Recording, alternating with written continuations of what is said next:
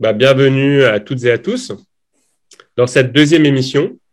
Donc, je rappelle que nous sommes dans un programme d'émission sur la théorie monétaire moderne qui est fait en partenariat avec l'association MMT France et avec la revue en ligne Position et qui vise à donner les outils pour bien comprendre le fonctionnement du système monétaire actuel en prenant l'angle donc de cette nouvelle théorie, la théorie monétaire moderne, ou MMT dans le monde anglo-saxon, et en favorisant le débat et les discussions autour des concepts de la MMT.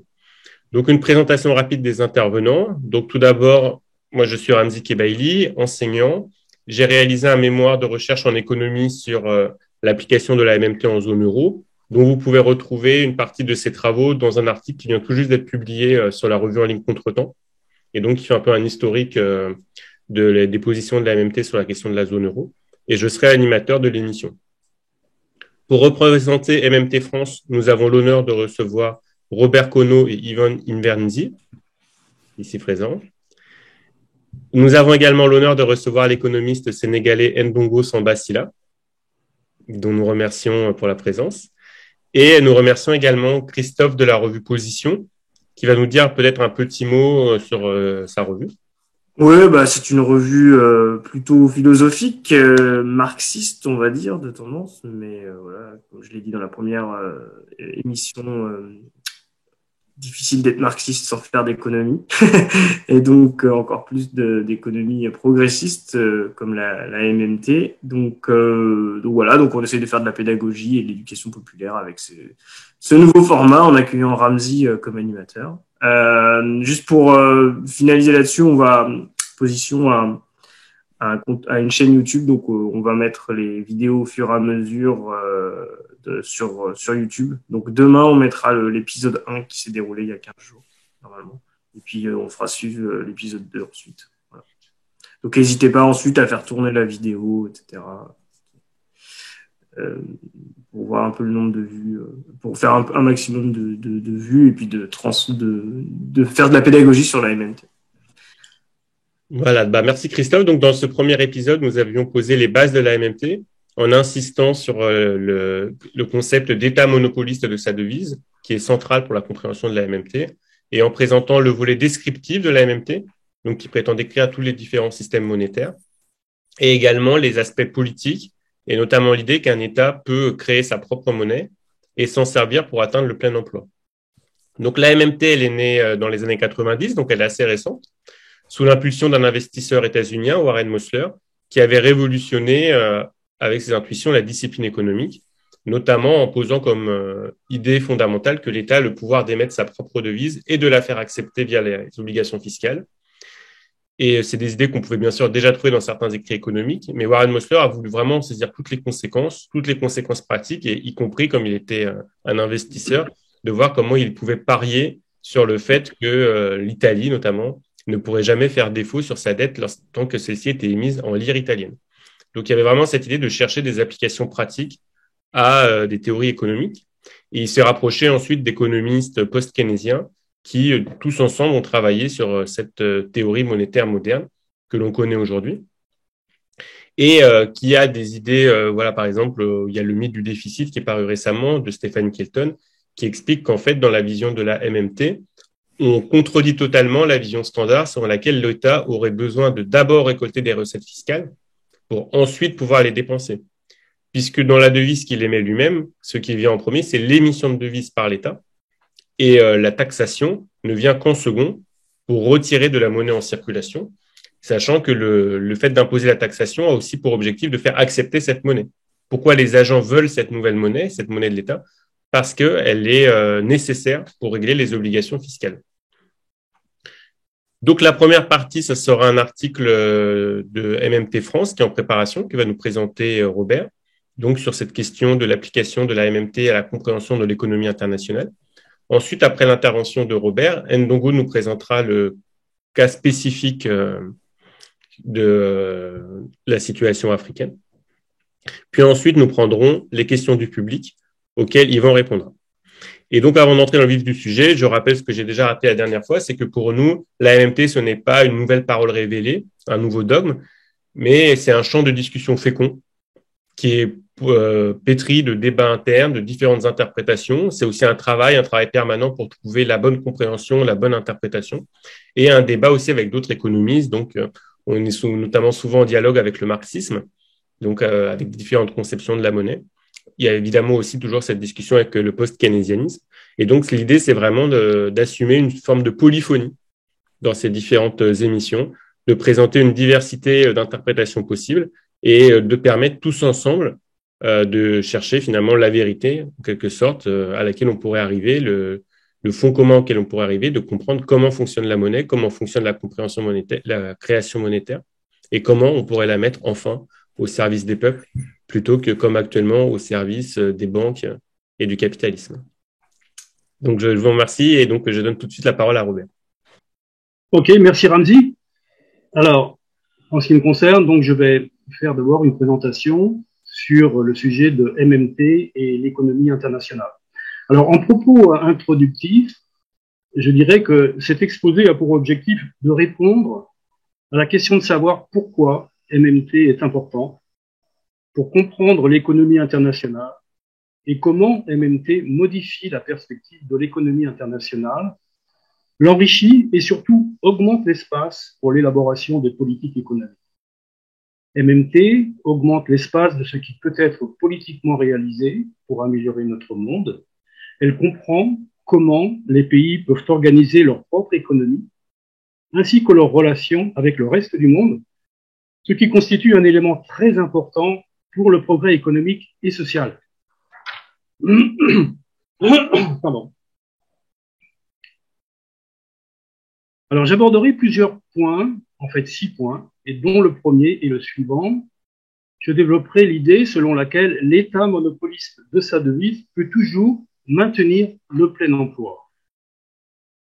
La MNT montre qu'un État qui dispose de sa propre devise en taux de change flottant, donc sans être lié à un étalon comme l'or ou d'autres devises, ne peut pas se trouver dans la possibilité de dépenser sa propre devise. Il ne peut pas faire faillite dans sa propre devise. Et il peut utiliser la dépense publique ainsi que la taxation pour activer la capacité productive disponible, donc activer complètement son économie jusqu'au plein emploi. Selon MMT, l'État induit l'offre de travail vendue dans sa devise avec la taxation. Ceci lui permet de s'assurer qu'au sein du secteur privé, il y ait en permanence davantage d'agents qui demandent de la devise, donc qui offrent du travail, que d'agents qui offrent de la devise. Les taxes font en sorte qu'en permanence, il existe une partie de l'offre de travail que le secteur privé n'est pas capable d'acheter et qui ne peut être achetée que par l'État. Afin d'obtenir le plein emploi, situation dans laquelle toute l'offre de travail est achetée, l'État peut augmenter la dépense publique, donc directement acheter du travail, ou bien payer des entreprises privées pour leur permettre d'acheter le travail. Mais il peut également diminuer les taxes, ce qui a pour conséquence, d'une part, de diminuer l'offre de travail, car le besoin en devises diminue, et d'autre part, d'augmenter le nombre de personnes qui disposent de plus de devises que le niveau désiré, qui sont donc disponibles à l'offrir. L'idée est donc que la devise est un instrument pour activer la capacité productive disponible. Et les limites dans l'économie ne sont pas financières, elles sont techniques, des limites réelles, c'est-à-dire les ressources naturelles, la technologie, la quantité de force de travail disponible. Tout ce qui est techniquement possible est toujours financièrement possible. L'annulation du chômage involontaire est donc toujours possible. Un pays peut donc toujours maintenir le plein emploi par le biais d'une politique budgétaire, réduction d'impôts et ou augmentation des dépenses publiques. Il peut le faire même s'il importe des biens et des services réels qu'il produisait initialement domestiquement, puis dont il a délocalisé la production dans ces pays. Tout ce que l'État doit faire, c'est de maintenir l'offre de devises suffisamment élevée pour que soient achetés non seulement les biens et services que les étrangers veulent lui vendre, mais également les biens et services qu'il peut produire lui-même au plein emploi. Donc, après avoir développé cette idée selon laquelle l'État monopoliste de sa devise peut toujours maintenir le plein emploi, le second point concernera le fait que les importations sont des avantages réels, tandis que les exportations sont des coûts réels dans la vision MMT. Selon l'analyse de la MMT, les exportations sont de la production que le système économique d'un pays a créée, mais qu'il a renoncé à consommer au bénéfice d'autres pays. Au contraire, les importations sont de la production créée par d'autres pays qu'ils ont renoncé à utiliser et dont ils ne bénéficient pas. Dans cette logique, la maximisation de la satisfaction des besoins matériels de la population résidente se fait en maximisant l'équation production moins exportation plus importation. En effet, le fait de travailler pour produire des biens et services réels à exporter, qui seront consommés par des non-résidents, n'apporte aucun bien économique, à moins de pouvoir importer et consommer en retour les biens et services réels produits à l'extérieur. La vraie richesse d'une nation, c'est tout ce qu'elle produit et conserve pour elle-même, plus tout ce qu'elle importe, moins ce qu'elle doit exporter. Ainsi, le commerce international peut être mené dans l'intérêt d'un pays, pour être mené dans l'intérêt d'un pays, doit s'orienter vers la maximisation des termes réels d'échange de ce pays, c'est-à-dire le rapport entre la valeur de ce qu'un pays obtient de l'étranger par rapport à la valeur de ce qu'un pays envoie vers l'étranger. Une balance commerciale négative n'est donc pas problématique. Au contraire, se fixer pour objectif une balance commerciale positive va à l'encontre de l'intérêt public, comme le font la Chine, le Japon, la Corée du Sud ou l'Allemagne, par exemple. Si on prend l'exemple des Chinois ou des Japonais, qui travaillent énormément, qui exportent énormément de marchandises aux États-Unis, en réalité, on aboutit à une situation où les États-Unis disposent de beaucoup de marchandises extérieures et par contre envoient beaucoup moins de marchandises, beaucoup moins de valeur économique vers ces pays. Les populations de la Chine et du Japon disposent donc en fait de standards de vie très inférieurs à ce qu'elles pourraient prétendre avoir. Elles ne peuvent même pas acheter ce qu'elles produisent. Cette situation tout à fait absurde est la conséquence du fait que les intérêts des grandes entreprises exportatrices l'emportent. On peut donc dire, prenant un exemple extrême, qu'un pays qui exporterait toute sa production et n'importerait rien parviendrait à cette situation complètement absurde dans laquelle sa population ne pourrait rien consommer et même pas manger. En fait, plus on fait du déficit commercial, plus on s'approche de cette situation. Pour terminer sur ce point, il est important d'ajouter que le solde de la balance commerciale reflète simplement le niveau du désir d'épargne net de l'étranger en devise locale, c'est-à-dire la différence entre la demande de l'étranger en devise locale et la demande de devises étrangères des résidents. C'est cette différence qui détermine le solde de la balance commerciale. Prenons un exemple. Comment les étrangers obtiennent-ils notre devise? Eh bien, c'est en nous vendant des biens, des marchandises ou des devises étrangères. Et bien évidemment, s'il y a davantage d'étrangers qui volent notre devise que de résidents qui volent de la devise étrangère, alors on aboutit à une situation dans laquelle l'étranger nous vend davantage de devises étrangères ou de marchandises. Ça signifie que si l'étranger épargne notre devise, il est en train de nous vendre quelque chose, mais cela ne signifie pas qu'il réutilise cette devise pour acheter autre chose.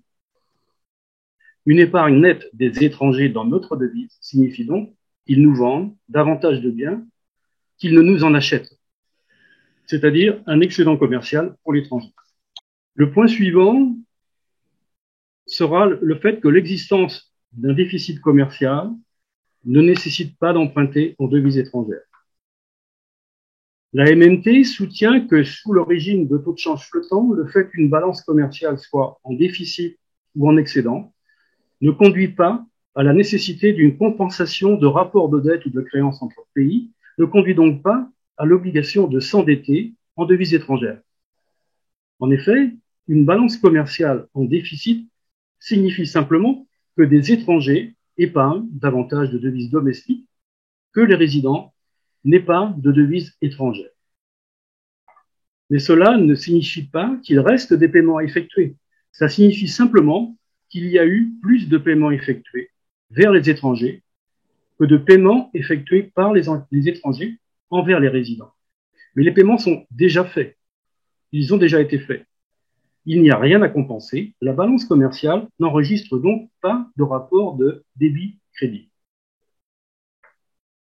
Par contre, cette obligation existe sous le régime de taux de change fixe, dans la logique duquel, pour maintenir la fixité de ce taux, un pays est obligé de s'endetter en devises étrangères. Et il est important de préciser que lorsqu'un pays est sous un régime de change flottant, cette absence d'obligation de s'endetter dans les autres devises conduit à des erreurs d'interprétation et à des confusions. C'est le cas, par exemple, de celles qui consistent à considérer que, parce qu'ils ont une balance commerciale négative vis-à-vis de la Chine, les États-Unis ont une dette envers elle, situation qui certes pourrait se produire sous un régime de taux de change fixe. Et précision importante, cette absence d'obligation de s'endetter en devises étrangères existe également pour les pays à devises qualifiées de faibles, sachant que ce concept devrait être explicité par ceux qui l'utilisent. S'agit-il d'une devise qui a moins de prestige, qui est moins intéressante au niveau international, qui est moins acceptée, qui présente moins de capacité pour obtenir des importations? L'analyse MMT sur ce point est claire. Elle dit que c'est la taxation qui crée la valeur de la devise, qui crée la demande de la devise. Et le terme de l'échange est ensuite défini à travers les prix que l'État paie pour s'approvisionner. Donc, le prestige n'a rien à voir avec ça. Pour MMT, le concept de devise forte, devise faible, perd ainsi toute sa pertinence. Il est également important à ce stade de préciser que c'est bien la balance courante qui est discutée ici, celle qui reflète les mouvements de biens réels, mais pas la balance des capitaux, qui, elle, reflète les flux financiers. En effet, pour un pays qui maîtrise sa propre devise, cette devise, au départ, n'a pas de valeur en tant que telle, dans le sens où elle n'est qu'un instrument pour obtenir des biens réels. Une devise n'a de valeur que pour les pays qui ne peuvent pas la créer. Pour les États monopolistes de leur devise, celle-ci n'est qu'un instrument pour obtenir des biens réels. Et donc, le fait de fournir de la devise locale à l'étranger pour obtenir des biens réels n'est en soi pas du tout un problème. Le point suivant va nous permettre de comparer et de distinguer la dépendance économique et la dépendance financière. La dépendance financière est la situation dans laquelle, en taux de change flottant,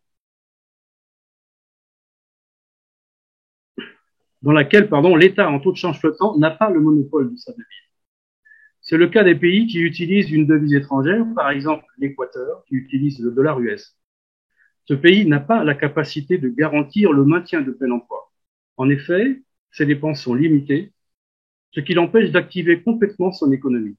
Un autre exemple de contrainte financière concerne les pays en régime de taux de change fixe, comme les pays africains de la zone CFA. Ces pays voient leur capacité de dépenser contrainte par le maintien d'un taux de change fixe, donc le maintien d'une réserve tampon de devises étrangères, ce qui limite l'espace de leur politique économique. Un autre cas est constitué par des pays dont l'autorité politique nationale ne contrôle pas sa devise, comme les États membres de l'eurozone. Au sein de cette zone, le monopole de la devise émerge au niveau de l'eurozone, considéré dans sa globalité, mais pas au niveau des États membres, qui eux-mêmes subissent des contraintes. La Banque centrale européenne ne dépendant ni du Parlement, ni du gouvernement des pays membres. Donc là, c'était une définition de la dépendance financière. Maintenant, en ce qui concerne la dépendance économique, quant à elle, elle se définit comme la nécessité d'importer des biens et des services nécessaires au maintien et au développement de la structure économique nationale, donc le fait de subir un certain degré de pouvoir de monopole des fournisseurs des importations. Cette dépendance peut être technologique, par exemple si le pays a besoin de production de machines industrielles très sophistiquées, qui sont produites dans très peu de pays, donc par un faible nombre d'entreprises disposant d'un pouvoir de monopole.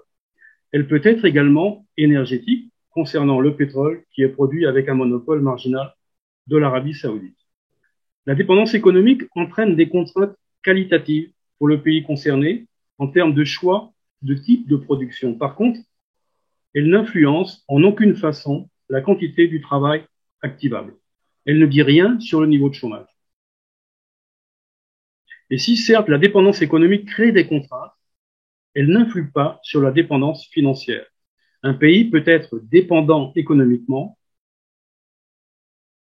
sans l'être financièrement.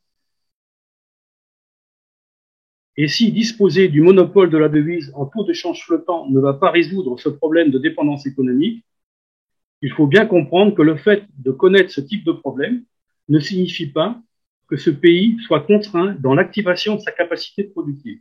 Il s'agit en fait de deux plans différents. De plus, il faut garder à l'esprit que du point de vue MNT, la valeur de la devise d'un État n'est pas liée à son niveau de dépendance économique. Et comme nous le verrons plus en détail plus loin, la valeur de la devise dépend de ce que l'État monopoliste demande de faire pour obtenir la prochaine unité de devise, a priori du niveau de chômage et de l'austérité qu'il décide d'imposer. Le point suivant concerne le terme de l'échange de la devise.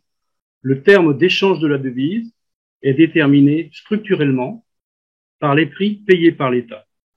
Je vais vous parler maintenant de l'analyse que fait la MNT de la détermination du terme de l'échange de la devise qui, comme nous le verrons, contredit l'idée selon laquelle les prix sont déterminés par la quantité de moyens de paiement.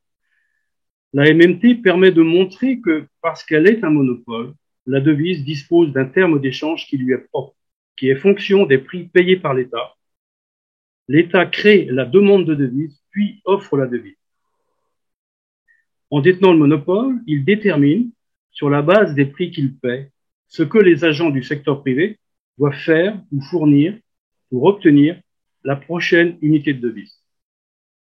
Cette valeur peut être modifiée, la devise passant de main en main dans le secteur privé, mais elle reste fonction de sa valeur initiale. L'État, en taxant, impose au secteur privé la nécessité d'obtenir la devise pour les payer.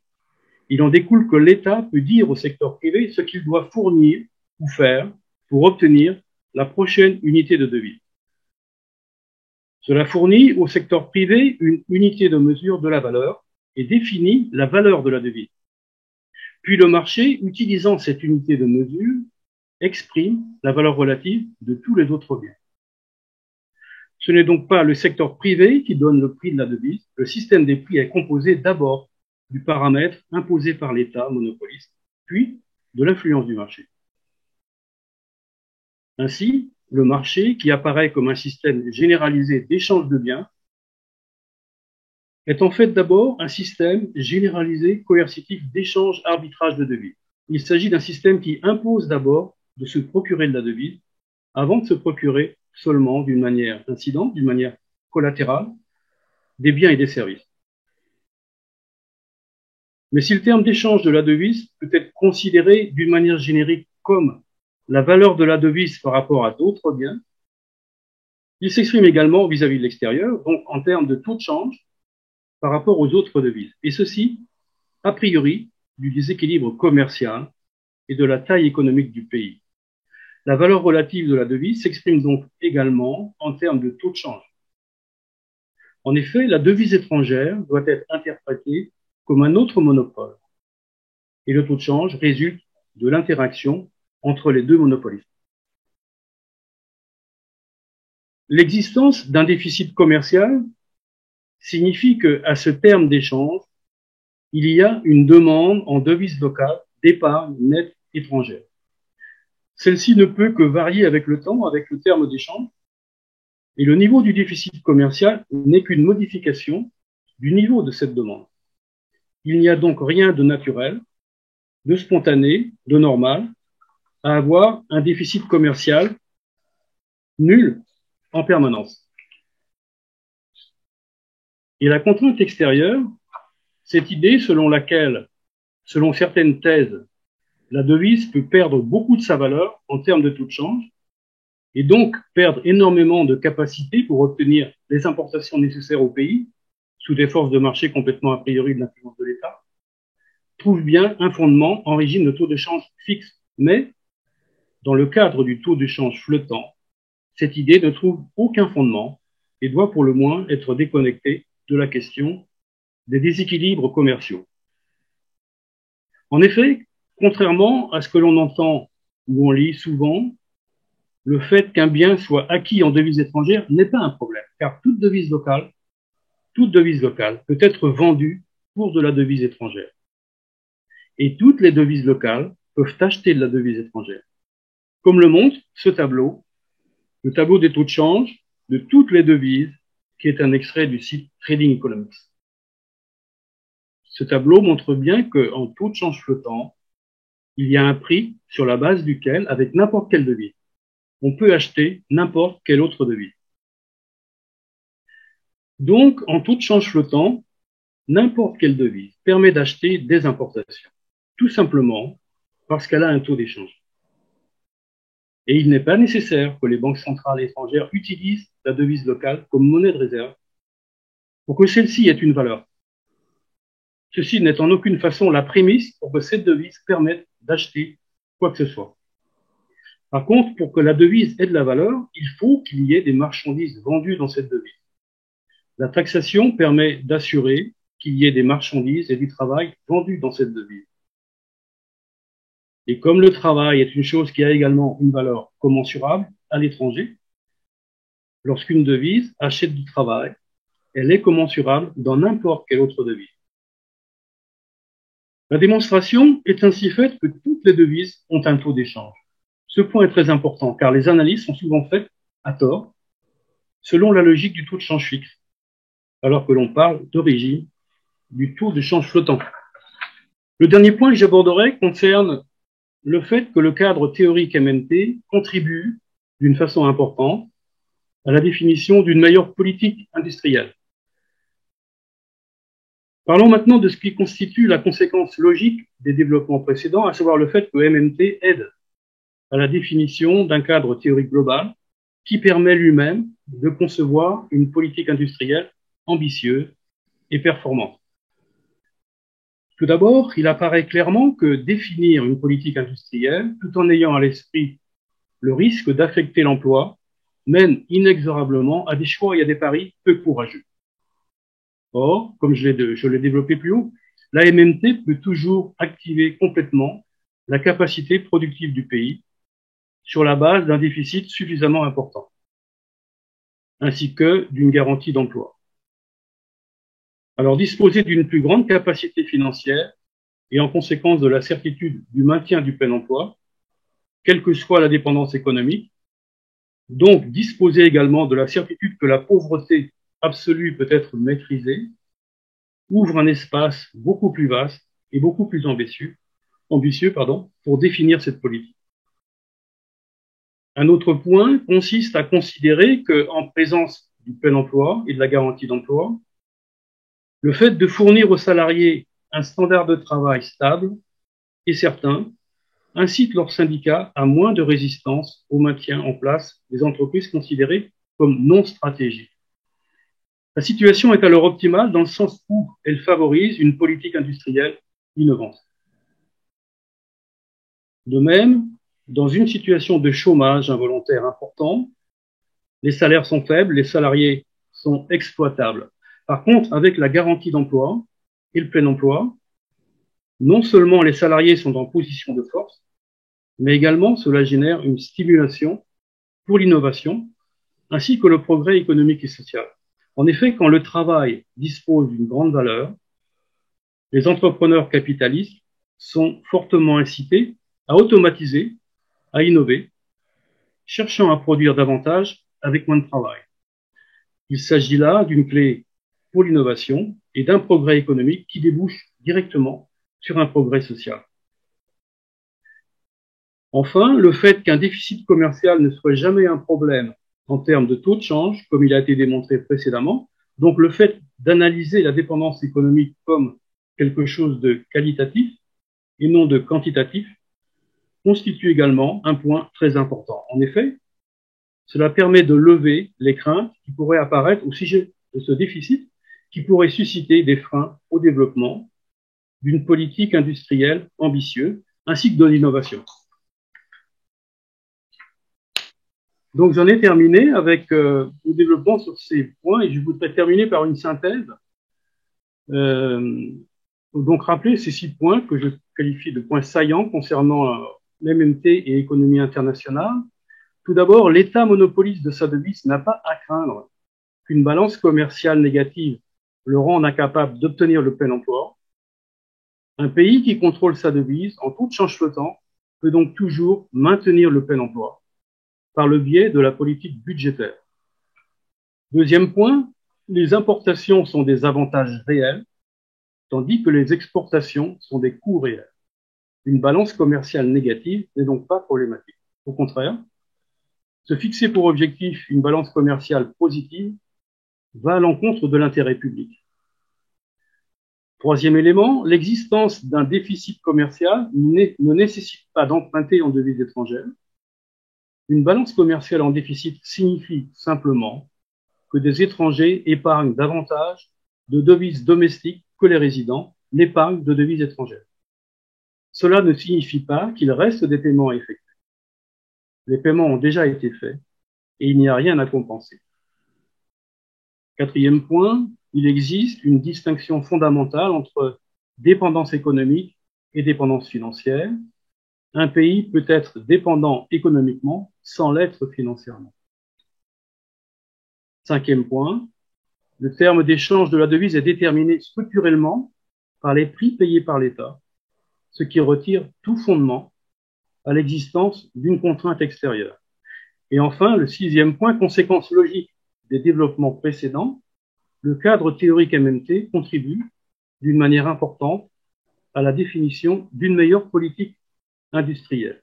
Ainsi, pour reprendre une partie de mes propos du début de l'exposé, la MMT modifie la perspective de l'économie internationale, l'enrichit et surtout augmente l'espace pour l'élaboration des politiques économiques.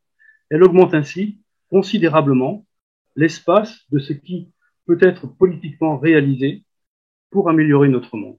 Merci beaucoup Robert pour cet exposé. Et donc tout de suite, je vais laisser la parole à Ndongo Sambasila. Ok, merci beaucoup Ramzi. Merci aussi à Robert pour son exposé. Je n'ai pas de présentation formelle, mais je vais essayer d'axer en fait mon intervention sur quelques points et surtout aussi essayer d'aller à l'encontre de l'idée selon laquelle la MMT ne pourrait pas être appliquée dans les pays en développement. Donc, c'est un discours qu'on entend surtout aussi de la part des économistes post-keynésiens, économistes hétérodoxes, qui disent que, bon, pour des raisons diverses, on peut appliquer la MMT. Donc, la MMT ne s'appliquerait qu'aux pays qui disposent de monnaie de réserve internationale comme les États-Unis, l'Union européenne, l'eurozone, etc., le Japon, etc. Et donc, la première chose qu'il faut dire, c'est qu'en fait, il faut distinguer deux aspects de la MMT.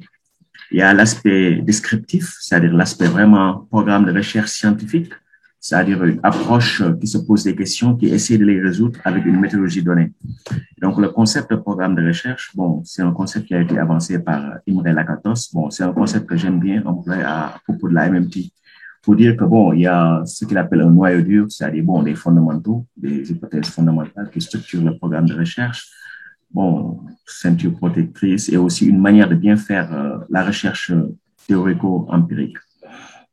Et donc, la dernière fois, on avait parlé du concept d'État monopoliste de sa devise, etc.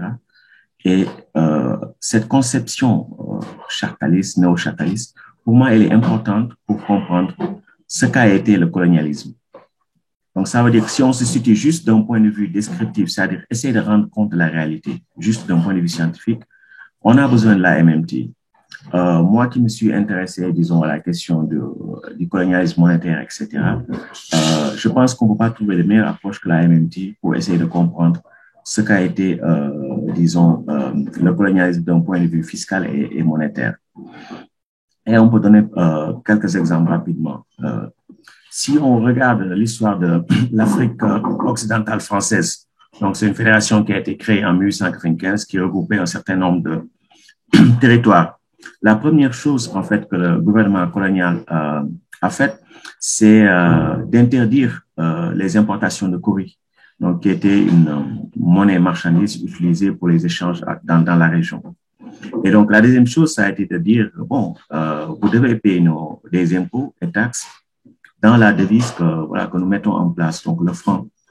L'objectif, c'était pas de financer l'administration coloniale, mais d'imposer le cours de la devise et aussi, disons, de restructurer les structures de production, de consommation et d'échange. Et donc, c'est comme ça que ça a été fait. Les populations étaient réticentes. À un moment donné, bon, il a fallu la répression physique, il a fallu aussi la répression via les tribunaux, etc., pour imposer le cours de la devise. Et donc ça montre, disons, la pertinence de l'approche chartaliste, État comme monopoliste de sa devise. Et l'autre chose également, en fait, qui est intéressante, c'est que les États coloniaux, en fait, n'étaient pas, ils pouvaient être souverains dans l'émission de leur devise, mais ces États avaient des contraintes parce qu'on était dans un système d'étalons or. Et aussi dans le cadre, disons, de la répartition des responsabilités entre la métropole et les colonies. Et donc, on avait à l'époque ce qu'on appelle actuellement la sound finance, et qui était à l'époque ce qu'on appelait la Glassonian finance, la finance glassonienne, qui consistait à dire, bon, la métropole ne compte pas faire des transferts vis-à-vis des colonies. Donc, les colonies doivent être autosuffisantes. Et donc, débrouillez-vous. On ne viendra qu'en appoint. Et donc, ça voulait dire qu'en fait, les gouvernements coloniaux devaient avoir des budgets équilibrés, c'est-à-dire dépenses publiques égales recettes fiscales. Et donc, dans ce contexte-là, ça signifiait que le secteur privé ne pouvait accumuler des actifs financiers nets qu'à condition qu'en fait, il y ait des surplus extérieurs, c'est-à-dire à travers les exportations nettes, exportations supérieures aux importations. Et donc, dans le cadre du régime colonial, on essaie de limiter les importations et de maximiser les exportations, de sorte aussi à permettre, en tout cas, ça a été surtout voilà, dans le cas britannique, à dégager des réserves de change qui permettaient, disons, de défendre l'étalon or, en tout cas britannique. Et donc, ce que ça a montré, c'est qu'en fait, ces budgets équilibrés, cette sound finance, avait comme impact, en fait, des déficits, entre guillemets, sur le plan réel. C'est-à-dire qu'il n'y avait pas du tout de développement économique. Il n'y avait pas d'infrastructures autres que celles qui permettaient le drainage des ressources vers les ports, etc. Il y avait beaucoup de chômage, beaucoup de sous-emploi, pas de développement économique. Et donc, quand on utilise les outils de la MMT, on peut se rendre compte davantage, en fait, de ce qu'a été le colonialisme d'un point de vue monétaire et fiscal, et aussi ses conséquences réelles en termes de sous-développement. Donc ça, c'est juste du point de vue descriptif. Donc, quand, bon, certaines personnes écrivent qu'on ne peut pas appliquer la MMT, déjà, ça veut dire que ces personnes ne font pas la distinction entre l'aspect normatif et l'aspect purement descriptif. La deuxième chose qui me semble importante à propos de la MMT, c'est que ça permet de clarifier les options de développement. Parce que, en fait, bon, l'idée de développement, peut-être, bon, c'est une idée qui remonte au 19e siècle, etc. Mais c'est vraiment à partir de 1945 avec le discours, en fait, de Truman, en fait, de Truman, oui. En fait, que l'idée s'est propagée et bon, on a commencé à avoir des institutions qui s'occupent du développement, etc. Mais depuis lors, en fait, parmi les présupposés de cette industrie, entre guillemets, du développement, c'est qu'en fait, les pays en développement, c'est des pays, en fait, qui manquent d'épargne et qui ont un niveau faible de recettes fiscales. Et donc, ces pays seraient contraints financièrement. Donc, ils n'auraient pas assez de ressources financières. Et la doctrine du développement, malgré ses nombreuses mutations depuis lors, a été basée sur ces idées-là. Et je pense que une approche MMT revient à mettre en cause, en fait, de tels présupposés. Parce qu'en fait, quand on connaît la réalité du système monétaire, en fait, qui est, bon, celle de monnaie fiduciaire, donc il ne peut pas y avoir de contraintes financières pour les pays qui sont souverains dans l'émission de leurs devises. Ça veut dire qu'en fait, l'argument que ces pays manquent d'épargne ou ont faible niveau de perception fiscale, bon, ne sont pas des arguments convaincants parce que ces États ne sont pas contraints, disons, dans leur propre devise. Donc, ces États peuvent financer, en fait, tout ce qui peut, tout ce qui est techniquement et matériellement possible sur place.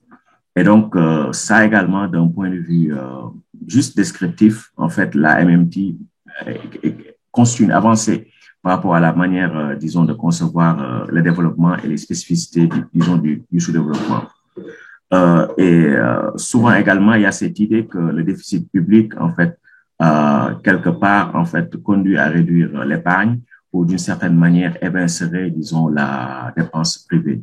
Et là également, la MMT nous montre que ce n'est pas du tout le cas. Et donc, ça également doit induire à revoir de fond en comble, en fait, l'approche du développement.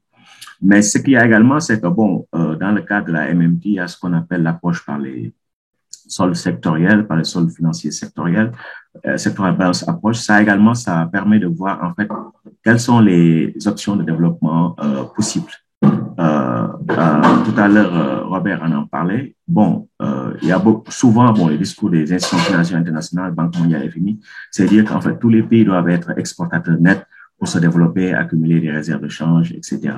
Mais en fait, c'est une stratégie qui n'est pas possible pour tout le monde, même si elle était souhaitable, ce qui n'est pas toujours le cas. Même si elle était souhaitable, bon, parce que s'il doit y avoir des exportateurs nets, il faudrait qu'il y en ait qui soient importateurs nets. Donc, c'est une stratégie qui n'est pas universalisable.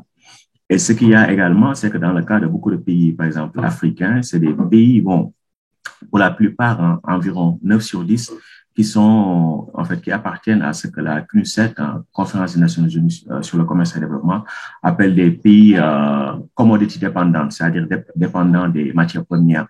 Et donc, les pays qui dépendent à 60% ou plus de leur recette d'exportation des matières premières, des produits primaires, sont appelés commodities dépendantes par la CNUSET. Et en Afrique subsaharienne, c'est presque 9 sur 10. Et donc, la caractéristique de ces produits primaires, c'est qu'en fait, leurs prix sont déterminés à l'étranger et généralement, c'est des prix qui sont très volatiles. Donc, ça veut dire que généralement, vous avez ce schéma de booms and bust. Et donc, pour dire qu'en fait, c'est pas une stratégie qui est de façon soutenable, réaliste dans le cas des pays en voie de développement. Et donc, souvent également, bon, il y a cette vue que il faudrait que les déficits, en tout cas qu'il y ait un solde public neutre, c'est-à-dire à l'équilibre ou bien même positif. Et donc, qu'il faut également recourir à la finance internationale. Le problème ici, c'est que, bon, quand vous avez comme durant la période coloniale, hein, quand vous avez des budgets à l'équilibre et que vous vouliez dépendre de la finance internationale, généralement, ce qui se passe, c'est que, bon, vous avez un déficit pour le secteur privé. Et ça, c'est pas soutenable. Et ce qui n'est pas soutenable non plus, c'est le fait de dépendre de la finance internationale. Et là, bon, il y avait des travaux qui ont été faits dans les années 1940 et bon, qui ont été repris, réactualisés par Jan Kregel et qui montrent tout simplement qu'en fait, toutes les stratégies de développement qui reposent principalement sur la finance internationale, par exemple sur l'émission de dette en monnaie étrangère, pour la volonté d'attirer les investissements étrangers, tout cela, en fait, risque de s'inscrire dans une logique de Ponzi. C'est-à-dire, on attire des flux financiers pour permettre, disons, de payer le service de la dette ou de faciliter le rapatriement des profits dividendes, en fait, des investisseurs directs étrangers. Donc, il y a également ça. Donc, ce qui veut dire qu'en fait, qu'il n'est pas rationnel de vouloir avoir un budget en fait à l'équilibre, des comptes publics à l'équilibre. Donc ça veut dire que généralement les déficits publics dans une stratégie de développement doivent être la norme. Des pays peuvent avoir des surplus fiscaux, mais généralement, ça doit être des pays qui ont également des surplus extérieurs. Donc, c'est pas le cas de tout le monde. Et accumuler également des réserves de change, c'est également se priver de ressources qui auraient pu être utilisées pour l'économie domestique. Et donc,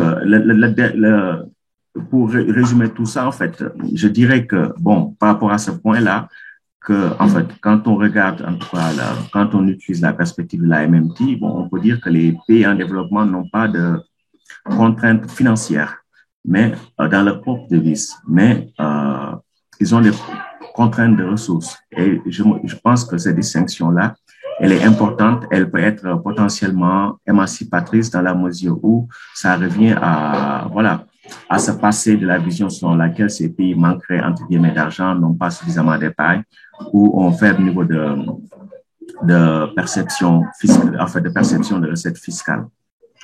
Et donc, une politique budgétaire équilibrée n'est pas également une bonne chose. Les pays qui ont des surplus extérieurs peuvent se le permettre, sachant également aussi que c'est une stratégie coûteuse parce que ça revient à se priver des ressources extérieures qui auraient pu être utilisées autrement. Et donc, également une politique d'équilibre budgétaire dans le cas des pays qui ont des déficits extérieurs, d'une certaine manière, en fait, ces pays sont rendus dépendants de la finance internationale et donc ont tendance à s'inscrire dans un schéma de Ponzi. Et donc, là également, avant d'aborder le dernier point sur la mobilisation des ressources domestiques, c'est que tout à l'heure, en fait, Robert, dans sa présentation, a dit qu'en fait, dans le cas des pays qui sont souverains monétairement, qui émettent leur propre devise, en fait, une balance commerciale et voire même un déficit du compte courant n'implique pas du tout, en fait, une augmentation de la dette en monnaie étrangère. Je pense que ce point est le plus polémique de la MMT pour les économistes qui s'intéressent aux questions de développement et également pour les économistes hétérodoxes. Et je pense que c'est un point pour lequel, bon, il faudra plus d'échanges, plus de travaux, parce que, bon, c'est un point qui reste à clarifier parce que si on part de l'hypothèse que un déficit du compte courant, voire des déficits chroniques du compte courant, n'implique pas en régime de change flottant une augmentation de la dette, ça voudra dire que depuis 3 siècles, on aurait pu se passer de toutes les crises de la dette, toutes les crises à répétition qu'on voit dans les pays du Sud. Et je pense que, en tout cas, il y a des choses à revoir parce que l'une des difficultés auxquelles font face les pays en développement, c'est ce qu'on appelle le problème de transfert. Et donc, quand on parle parfois de devises faibles, bon, c'est pas très rigoureux, mais c'est pour les contraster par rapport aux devises centrales, aux devises qui, en fait, qui constituent les actifs de réserve internationales, comme le dollar américain, comme l'euro, par exemple. Parce que les pays en développement organisent leur commerce dans des devises étrangères. Donc, il n'y a pas une demande pour les devises des pays en voie de développement. Il peut y avoir une demande pour les biens et services des pays en voie de développement, mais il n'y a pas une demande pour leurs devises. Les pays en développé n'accumulent pas, disons, des actifs libellés dans les devises des pays en voie de développement. Et donc, c'est le contraire qui se passe. Donc, quand les pays en développement accumulent des actifs, c'est généralement des actifs en devises étrangères. Et donc, ça, c'est le problème de transfert. Et c'est très important. Et il faut le distinguer du problème budgétaire. C'est-à-dire qu'un État qui est souverain, qui a sa propre devise au sens de la MMT et qui n'a donc pas de contraintes financières, n'a pas de contraintes budgétaires. Mais cet État, s'il est dans les pays du Sud, dans les pays en voie de développement, peut avoir une contrainte en ce qui concerne le transfert, même en régime de change flottant. Et donc, quand ces États-là ont des déficits au niveau de transactions courantes, ça se traduit par, disons, l'augmentation de la dette en monnaie étrangère.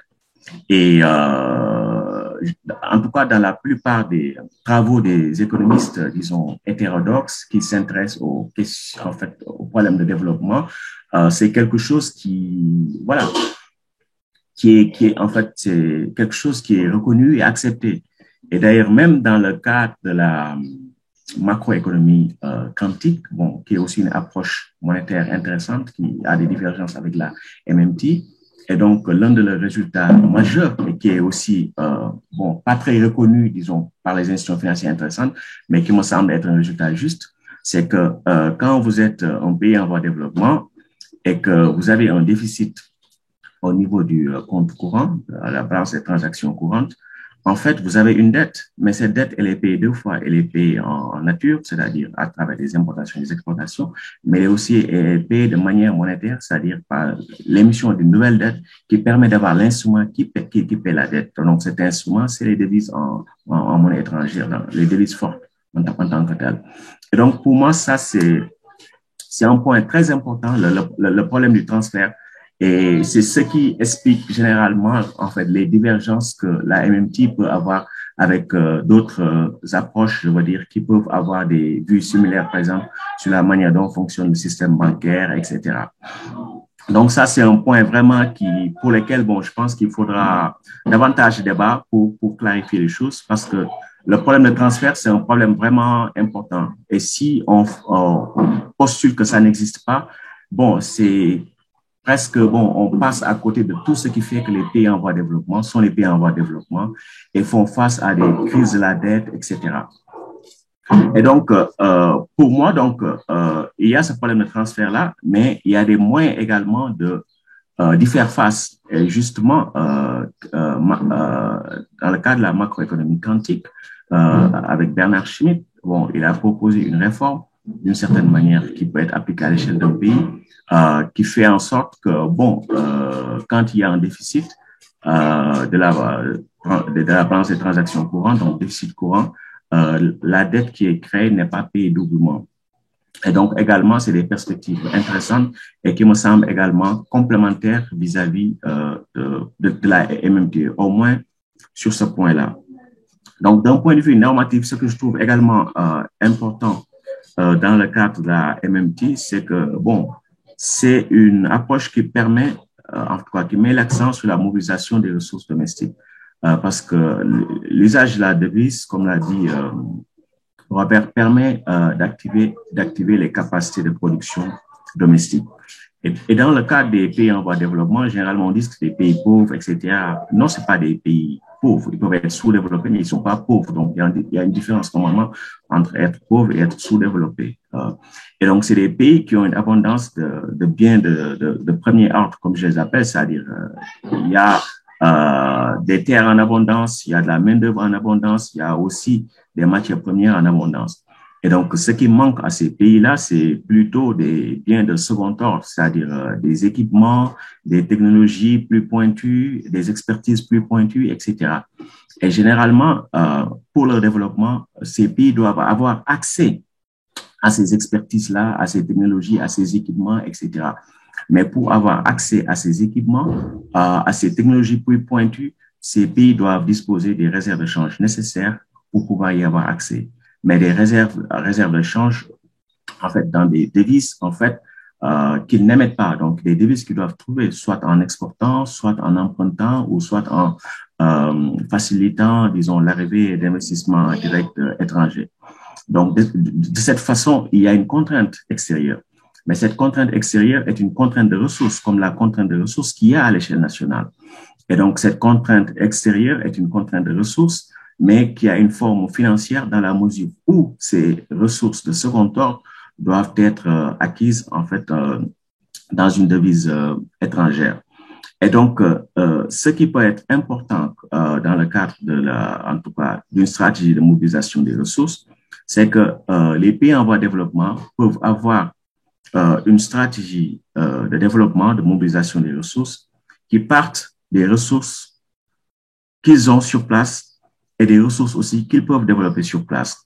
de manière à avoir une stratégie de développement qui leur permette d'activer leur capacité de production domestique, mais d'une manière aussi qui réduise la dépendance financière vis-à-vis de l'extérieur.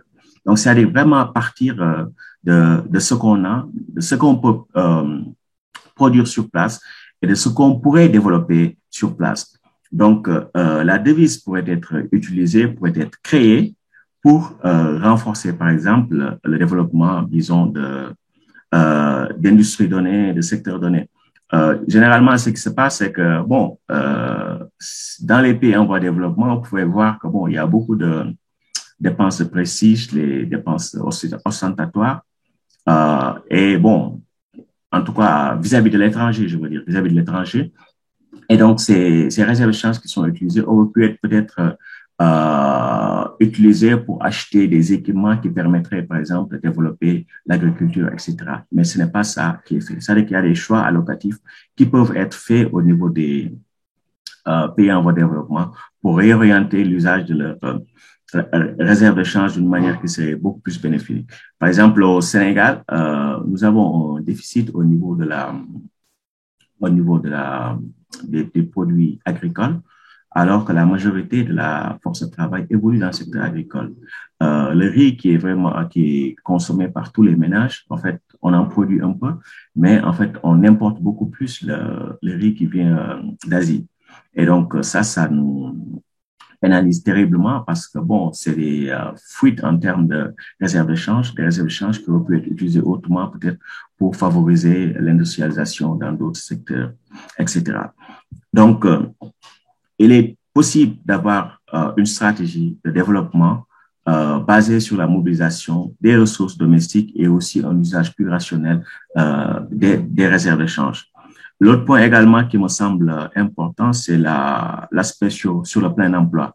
Parce que, en fait, j'ai tendance à croire que les modèles de développement passés, c'est-à-dire la manière dont l'Europe s'est développée, les États-Unis, le Japon et certains pays des issues de cesse, ces modèles ne peuvent pas être reproduits, disons, dans les pays du Sud, notamment en Afrique.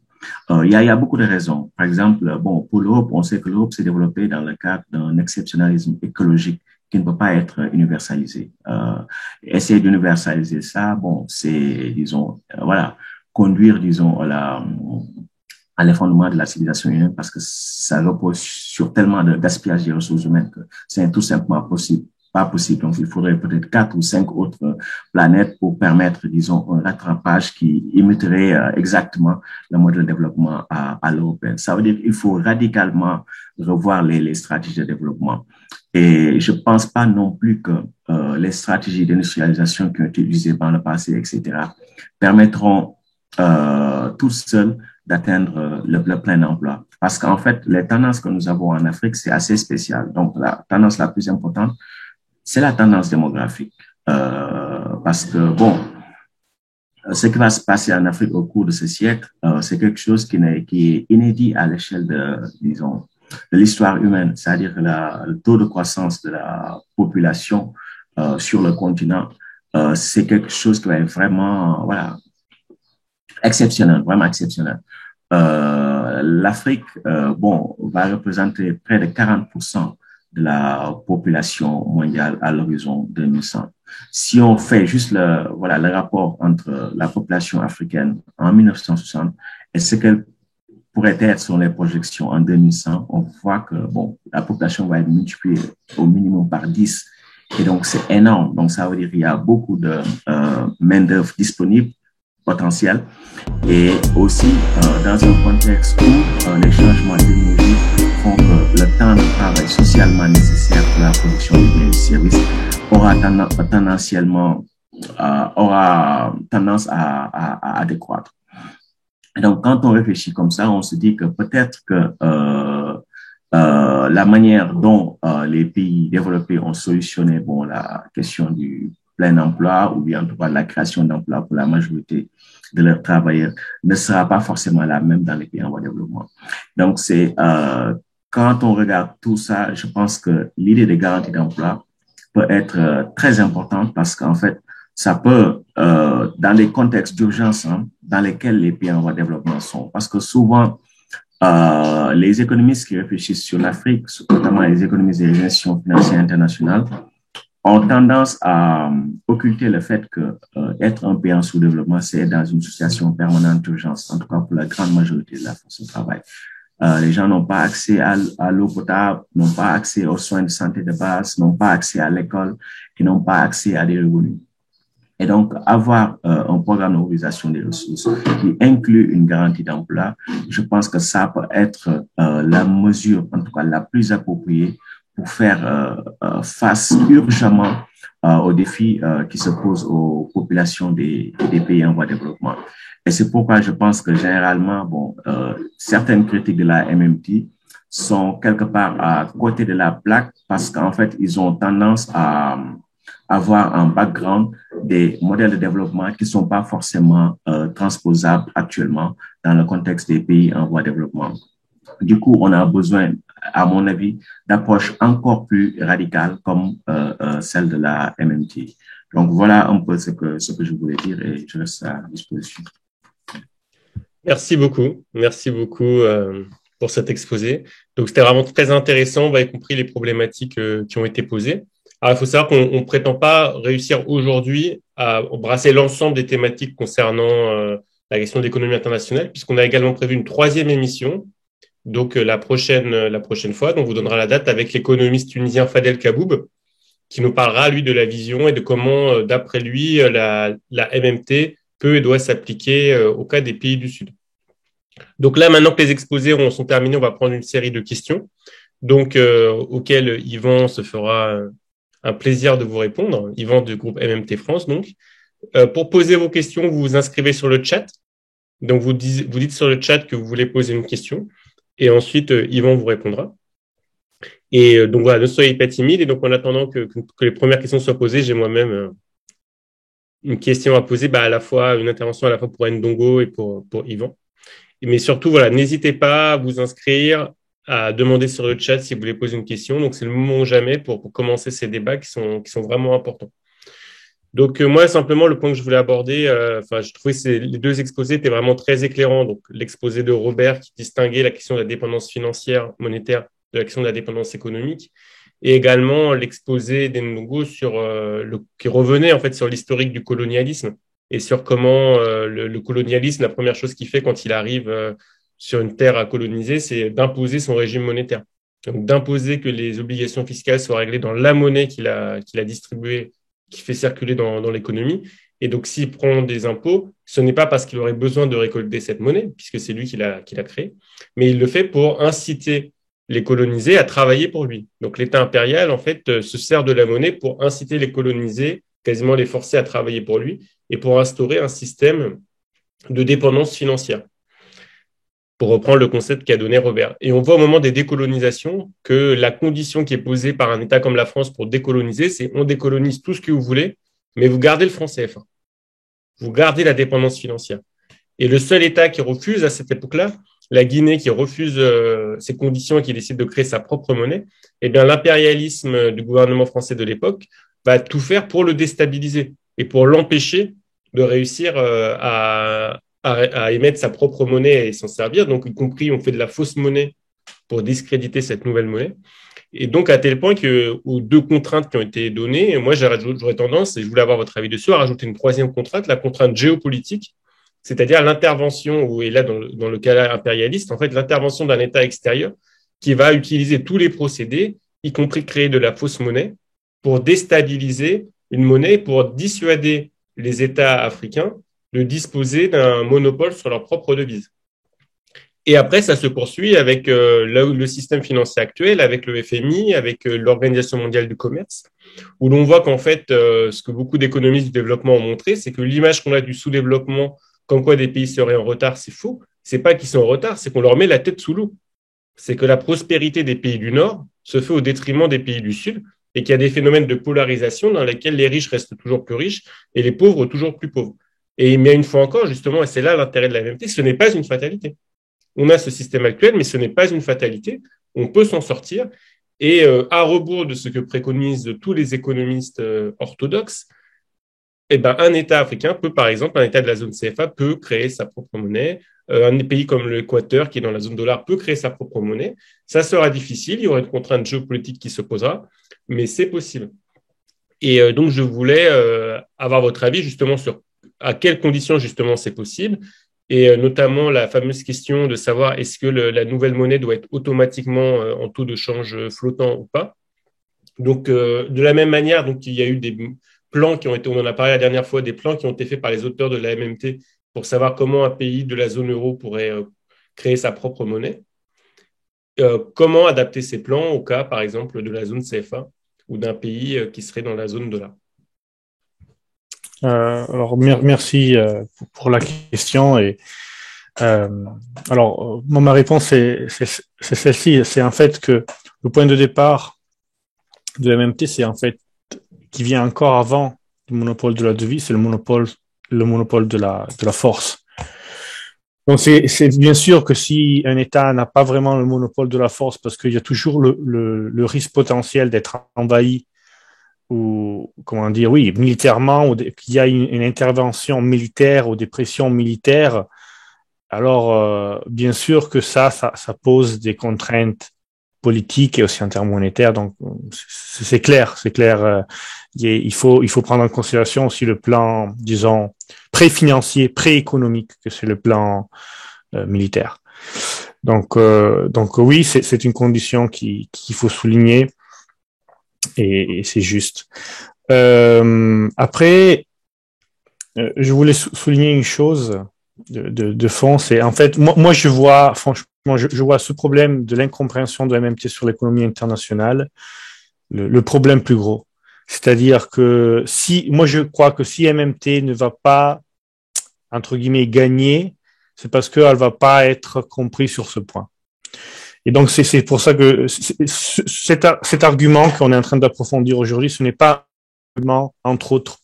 En fait, c'est l'argument, selon moi, plus central, parce que pour mon expérience avec aussi, comment dire, plein d'environnements différents, on peut arriver à faire passer l'idée que le déficit public, c'est pas un problème, que le plein emploi, c'est... L'économie internationale, c'est toujours la chose qui est plus difficile à faire comprendre.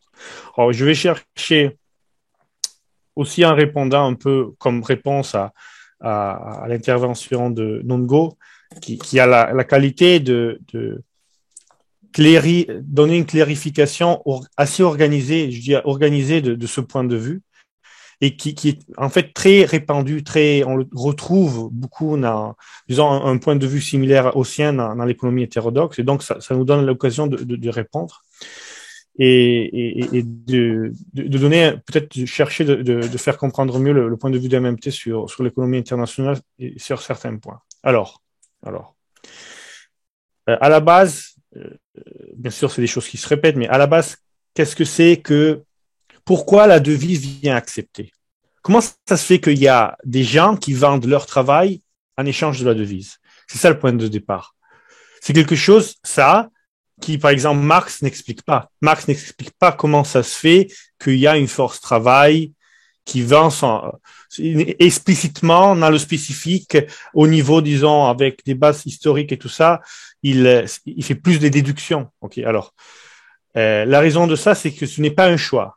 Cela dépend pas d'une évolution de système d'échange spontané qui arrive à sélectionner des biens plutôt que des autres pour l'échange. C'est une imposition politique, une imposition. Il y a aucun. En Suisse, les gens doivent payer les taxes en francs suisses. Donc en Suisse, les gens ont besoin de francs suisses, et c'est pour ça qu'en Suisse, les gens vendent leur travail et les marchandises en francs suisses. Et il y a pas de liberté sur ça. Si vous faites quelques kilomètres, vous venez à Com en Italie, il y a pratiquement personne qui accepte le franc suisse, ok, en paiement. Pourquoi? Parce qu'en Italie, il y a les taxes en euros et les gens sont obligés de se procurer des euros. Alors c'est tout banal, mais c'est pour faire comprendre que l'offre de travail et de marchandises est liée aux taxes. Et une fois que vraiment il y a du travail qui est vendu dans une devise, cette devise a de la valeur. Il n'y a pas de prestige ou pas de prestige. C'est un élément objectif vraiment économique. Une fois qu'une devise achète du travail, elle a de la valeur aussi pour qui n'est pas taxé. Donc, moi, je dis, les entreprises chinoises qui achètent du travail en Afrique, ils l'achètent en quelle devise? Les entreprises américaines ou occidentales qui achètent du travail ou des marchandises, ok, mais en particulier du travail dans les pays africains, en quelle devise ils l'achètent? Ils l'achètent dans la devise du pays. Donc, est-ce que c'est si fou que ça de penser qu'il y a aussi des sujets en dehors, des sujets qui sont pas de nationalité du pays, qui ont une demande ou de l'intérêt de devises de pays africains? Bien sûr qu'il y a de la demande. Et la démonstration qu'il y a une demande étrangère de devises africaines, c'est qu'il y a un taux d'échange des devises africaines, aussi un taux d'échange flottant. Taux d'échange, ça veut dire qu'il y a quelqu'un qui est prêt à offrir une certaine devise étrangère en échange de la devise africaine. On peut prendre une plutôt que l'autre, en taux d'échange flottant. Donc ça, c'est tout bête, mais voilà, comment dire, qu'il y a une monétisation extérieure, c'est la démonstration, c'est les taux d'échange. Et en fait, par contre, moi, je trouve que, et puis, et ça, c'est un premier plan. Le deuxième plan, c'est clair que si on comprend MMT, on comprend qu'il y a plein de souffrances dans le monde, dans les pays développés, mais aussi dans les pays en voie de développement, entre guillemets, qui est complètement injustifié d'un point de vue financier. OK? Donc oui, les choix politiques des pays, disons, périphériques suivent des logiques qui souvent, très très souvent, sont pas dans l'intérêt de ces pays, tout court. Voilà. Et beaucoup des crises qu'il y a eu c'est en fait comment dire, balance commerciale, rapport avec l'extérieur, c'est dans la logique de taux d'échange fixe. Et en fait, moi je vois franchement que ça c'est mon impression que dans l'intervention de Nongo, il y a encore en fait un ethos culturel, une analyse de taux d'échange fixe. Et comment je fais à dire ça? Ben, lui parle de réserve d'échange, ok? Donc de réserve en devises étrangères. Raisonner en termes de réserve en devises étrangères, c'est raisonner en taux d'échange fixe. Et pourquoi? Parce que dans le taux d'échange fixe, comment ça marche le taux d'échange fixe? Ça marche comme ça. Ça veut dire qu'un État doit toujours être prêt à vendre de la devise étrangère en échange de sa devise, tous les fois qu'il y a quelqu'un qui veut vendre la devise locale à ce prix. Parce que s'il fait pas ça, s'il n'est pas prêt à vendre la devise étrangère au prix fixé, alors la valeur de la devise, bien sûr, va diminuer, parce que ça veut dire que ces gens-là qui veulent vendre la devise domestique pour la devise étrangère ne trouvent personne et doivent baisser le prix. Okay? Mais c'est quelque chose, c'est une contrainte qui existe seulement en taux d'échange fixe. Si tu n'as pas de taux d'échange fixe, tu n'as pas besoin d'avoir de réserve étrangère tout court. Tout court. Donc, il n'y a pas ce problème de fuite de capitaux et tout ça. Ça, c'est vraiment des préoccupations de taux d'échange fixe. Période. Et là, c'est le problème. Parce qu'après, tout reste, c'est des ramifications.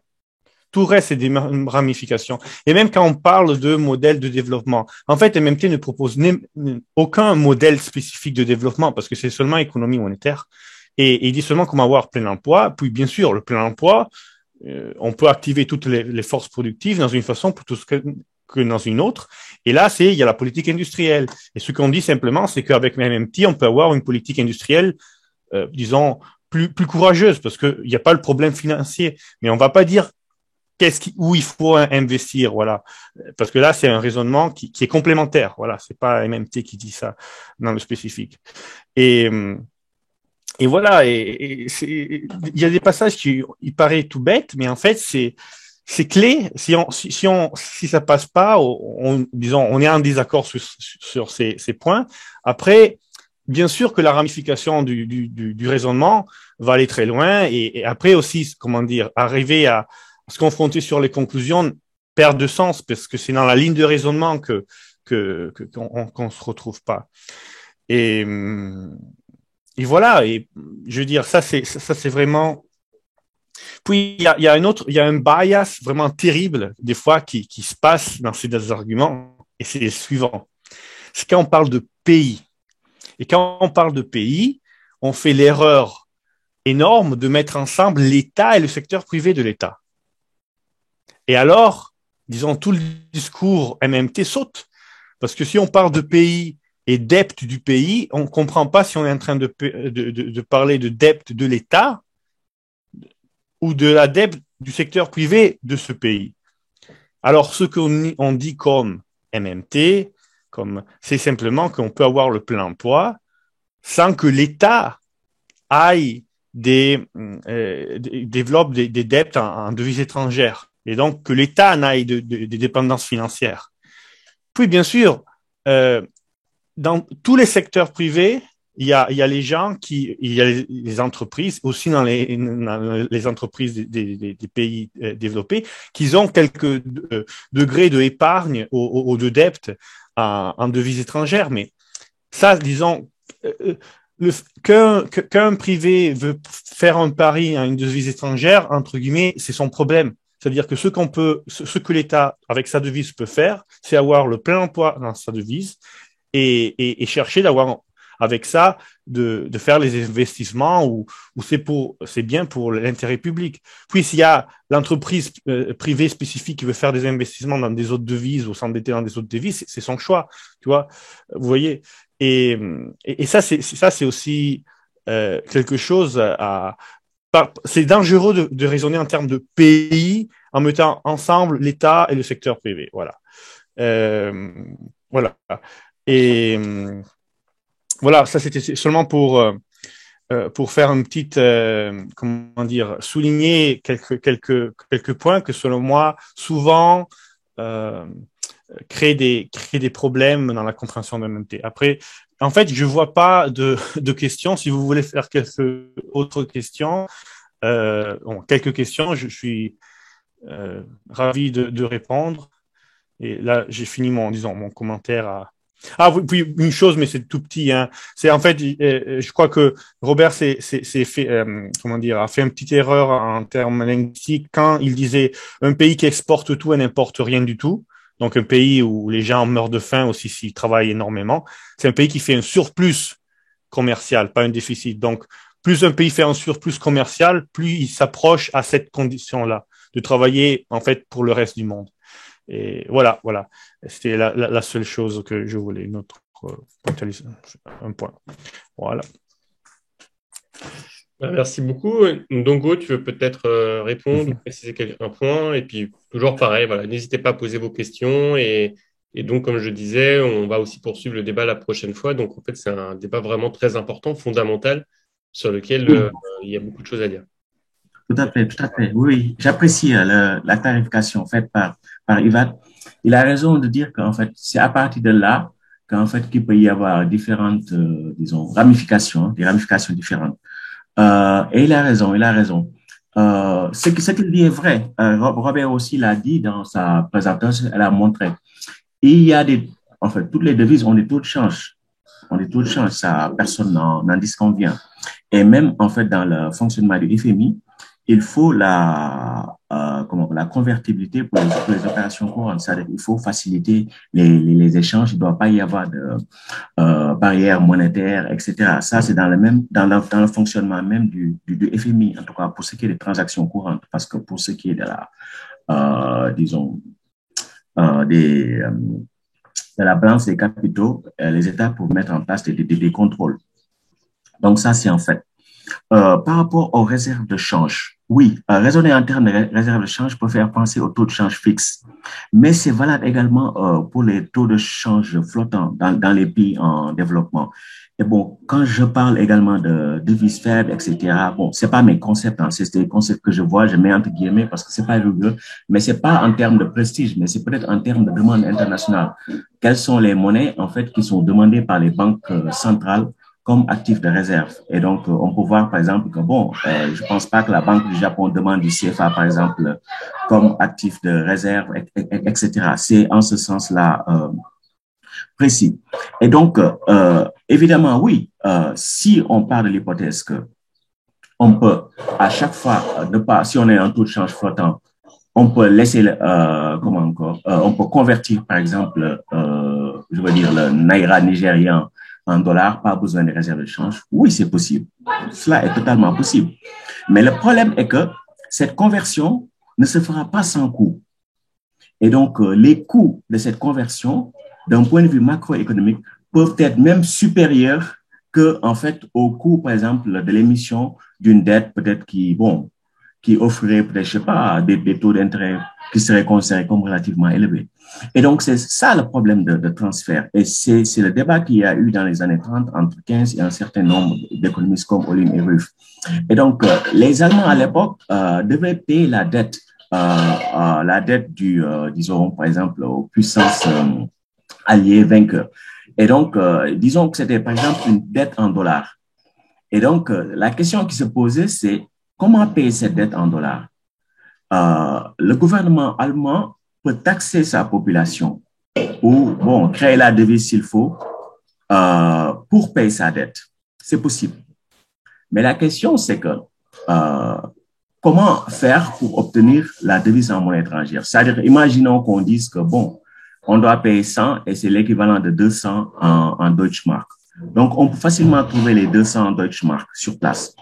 Mais après, la question, c'est comment faire pour obtenir les 100 dollars. Et donc, là, le seul fait de devoir convertir ces 200 Deutschmark en dollars, ça va avoir pour impact non seulement de diminuer la valeur du taux de change, mais également, ça va avoir pour impact de réduire également la demande intérieure. Parce que, en fait, les importations sortent de cela, de la demande globale. Et donc, c'est ça, d'une certaine manière, le problème de transfert. Et donc, on est dans un système monétaire international. Et donc, certains auteurs, bon, comme ceux de la macroéconomie quantique, décrivent comme un non-système, parce que c'est un système qui n'est pas intégré.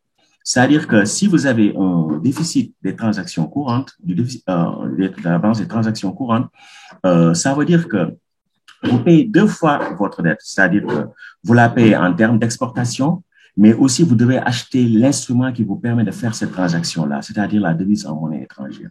Et donc ça, c'est véritablement un problème fondamental, mais qui peut être résolu. Et donc, si on dit que, bon, il suffit juste de laisser convertir via les marchés, qu'il n'y a pas de coût additionnel, si on dit ça, ça veut dire qu'on ne peut pas comprendre toutes les crises financières qu'il y a eu dans les pays du Sud depuis 300 ans. C'est pourquoi je dis que c'est un problème très important et que, bon, nous devons davantage nous y mettre. Et donc, Ivan a aussi parlé de la distinction entre État et pays. Il a raison. L'État est un agent économique parmi d'autres. Il y a le secteur privé et aussi il y a le secteur extérieur. Mais ce qu'il faut voir, et là également, c'est un apport très important de la macroéconomie quantique. C'est-à-dire, il faut distinguer l'État comme agent du pays. Et la dette souveraine, c'est pas seulement la dette de l'État. Parce que la dette souveraine, c'est une dette macroéconomique.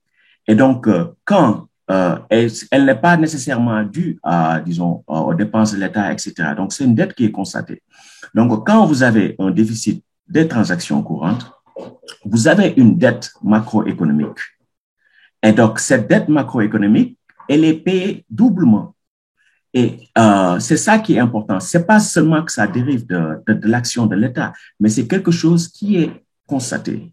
Et donc, ça concerne le pays comme ensemble, et pas les résidents pris individuellement. Donc, les résidents, il y a l'État, bon, il y a le secteur privé, etc.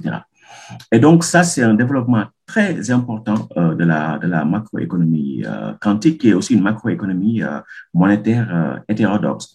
Et donc, c'est pourquoi je pense que sur ce point-là, la question du transfert, c'est là où nous avons besoin d'avoir de la clarté pour pouvoir avoir une position très claire, disons, de la MMT vis-à-vis de l'économie internationale et pouvoir répondre aussi aux économistes hétérodoxes. Et pour moi, c'est un problème vraiment important, la question du transfert, mais elle peut être résolue autrement parce que, bon, il y a des réformes qui ont été proposées en ce sens. Je me permets de répondre. Alors, déjà, je dois faire vraiment un compliment à Nongo parce que j'ai énormément d'expérience dans les débats sur ces thèmes, comment dire, techniques et tout ça, et c'est très difficile de trouver quelqu'un qui a la patience et l'envie de vraiment articuler son point de vue et de donner la possibilité après de porter en avance la discussion. Donc, on n'est pas d'accord, mais on comprend toujours mieux sur quoi on n'est pas d'accord. Et alors là, ça nous donne la possibilité de articuler et de nous expliquer sur quels sont exactement les points dans une façon, plus claire sur qu'est-ce qu'on n'est pas d'accord. Et donc, c'est pas on arrive à avoir des positions où on fait des hypothèses, ok, on déduit quelle est la position de l'autre, mais on a la possibilité de nous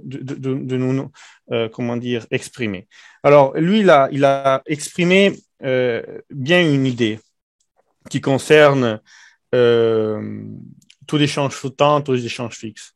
Et il a dit donc si un pays, il y a le secteur privé qui a la possibilité de vendre sa devise et acheter de la devise étrangère pour acheter des importations, ça peut porter à deux problèmes. Un problème de taux d'échange où il y a une dépréciation et un problème de demande intérieure.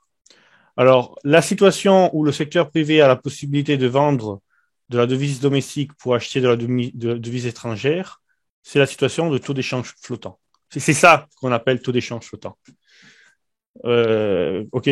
Donc, et en fait, cette chose-là du taux d'échange qui chute tout ça, en fait, ça, c'est pas une situation typique des taux d'échange flottants parce que si le secteur privé a toujours eu la possibilité de vendre la devise domestique pour acheter la devise étrangère et tout ça, ça veut dire que, c'est quelque chose de continu. Les chutes, c'est quand on avait un taux d'échange fixe avec des barrières des barrières aux capitaux, on enlève les barrières, alors d'un seul coup, tu as plein de gens qui se mettent à vendre une devise plutôt que l'autre. Mais quand tu as un taux d'échange flottant, en fait, c'est plus difficile qu'il y ait des chutes du taux d'échange. Le problème de chute du taux d'échange, c'est beaucoup plus lié au taux d'échange fixe, parce que voilà. Donc, c'est la première chose. Mais aussi, si on a des chutes du taux d'échange, c'est pas la fin du monde. C'est-à-dire que ce que MMT dit, c'est qu'on doit regarder le terme réel d'échange, pas le rapport nominel. Je fais un exemple. Entre Italie et Allemagne de l'Ouest, entre 1947 et 1987, il y a eu une dépréciation du 400%, même plus. Oui, mais il y a eu aussi une augmentation du niveau des prix en Italie. C'est-à-dire que nominalement, tout est monté. Les salaires, les prix, les taux d'échange a diminué. En d'autres termes, une Ferrari valait toujours 3 Mercedes avant et après, et c'est seulement nominalement qu'il y a eu un changement. Et ça change pas, disons, les rapports de force ou l'intérêt. Donc, il faut pas se tromper entre nominel et réel. Voilà. Et des fois, quand on raisonne sur taux d'échange, vraiment, on voit ça. Et après, demande intérieure. Avec MMT, c'est clair qu'on peut augmenter la demande intérieure quand on veut. La demande intérieure, c'est pas un problème. Donc, si on est en taux d'échange flottant et l'État peut faire du déficit pour maintenir le plein emploi, la demande intérieure n'est pas un problème du tout. Et même, c'est un avantage si on a, entre guillemets, l'étranger qui nous envoie de la marchandise, ok, sans que l'État crée de la dette en devise étrangère. Et voilà, donc quand tu n'as pas de dette en devise étrangère, tu peux avoir toujours le plein emploi. Et ça, c'est la première chose pour enlever, disons, je crois, la pauvreté absolue. Après, mais le fait, c'est que si on a peur de laisser la possibilité d'avoir un taux d'échange flottant, tout le discours s'écroule. Si on a peur de laisser que les gens puissent, s'ils veulent, vendre leur devise et acheter une devise étrangère, tout s'écroule. Tu vois, donc, c'est le fait que le taux d'échange diminue à un moment donné, ça ne veut pas dire qu'on ne peut pas avoir des importations. Si on prend, je fais un exemple vraiment stupide, mais si on prend le pays en taux d'échange flottant plus petit qu'il y a en Afrique ou en Amérique du Sud, en taux d'échange flottant, on va dans des routes, on cherche des pompes d'essence et on va trouver la pompe d'essence qui vend l'essence avec en termes de devise locale. Donc, vous voyez, cette idée que les pays peuvent plus avoir la possibilité d'importer, je sais pas, du fer plutôt que de l'énergie, du pétrole, parce que leur taux d'échange a changé, a diminué. C'est simplement ils vont devoir donner nominalement quelque chose de plus, ok? Mais c'est pas qu'ils vont pas être capables de s'approvisionner. Voilà. Bon, puis c'est des choses qui on commence à se répéter, mais disons que cette peur de la chute du taux d'échange et d'être impossibilité à soutenir le propre système économique parce que qu'est-ce qui en fait casse comment dire, l'acceptation de MMT. Et c'est pour ça que je crois que comprendre que le taux d'échange est lié au terme d'échange de la devise, c'est-à-dire qu'est-ce qu'il faut faire pour l'obtenir, vu que c'est un monopole, c'est un peu peut-être la clé. Voilà, j'ai dit ce que je disais quand même. Je crois qu'on a touché des points vraiment importants. Je suis vraiment content déjà de la discussion jusqu'à maintenant. On a pu toucher vraiment beaucoup d'aspects intéressants et je vous remercie. Je suis d'accord avec ce que tu dis, hein, Ivan. Mais peut-être que parfois, la difficulté, c'est le contexte. Parce que quand je lisais votre papier, je disais que souvent, les gens qui veulent critiquer, vont dire, mais qui est l'État monopolise sa devise? Parce que tous ces États ont une dette en devise étrangère, tu vois. Et l'autre chose également, c'est que ces États aussi sont dans une situation de dépendance économique. Même s'ils ils sont en taux de change flottant, ils convertissent leurs devises pour avoir accès aux devises étrangères. Même s'il y a une petite dépréciation, ça pose énorme problème parce qu'ils doivent importer leur alimentation, ils doivent importer les produits énergétiques et même les équipements pour activer leur capacité productive. Même s'il y a aussi, en fait, la demande intérieure est compensée par en fait, qui sort par les importations et compensée par la dépense publique, ça va, je veux dire, amplifier davantage le problème. Et donc, en fait, c'est ces éléments de contexte-là qu'il y a. C'est-à-dire à quel niveau ces pays se situent en termes de dépendance financière, dépendance économique, etc. Il y a tout ça. J'ai l'impression qu'en fait, bon, ça, Randall Way l'a écrit dans son livre qu'il a fait sur Endogenous Money, où il disait que bon, le taux de change, c'est pas forcément en fait, la chose la plus importante pour les pays en voie de développement. Moi, personnellement, je suis pour un taux de change plus flexible, mais je sais que selon les cas, c'est compliqué. C'est vraiment compliqué. Oui.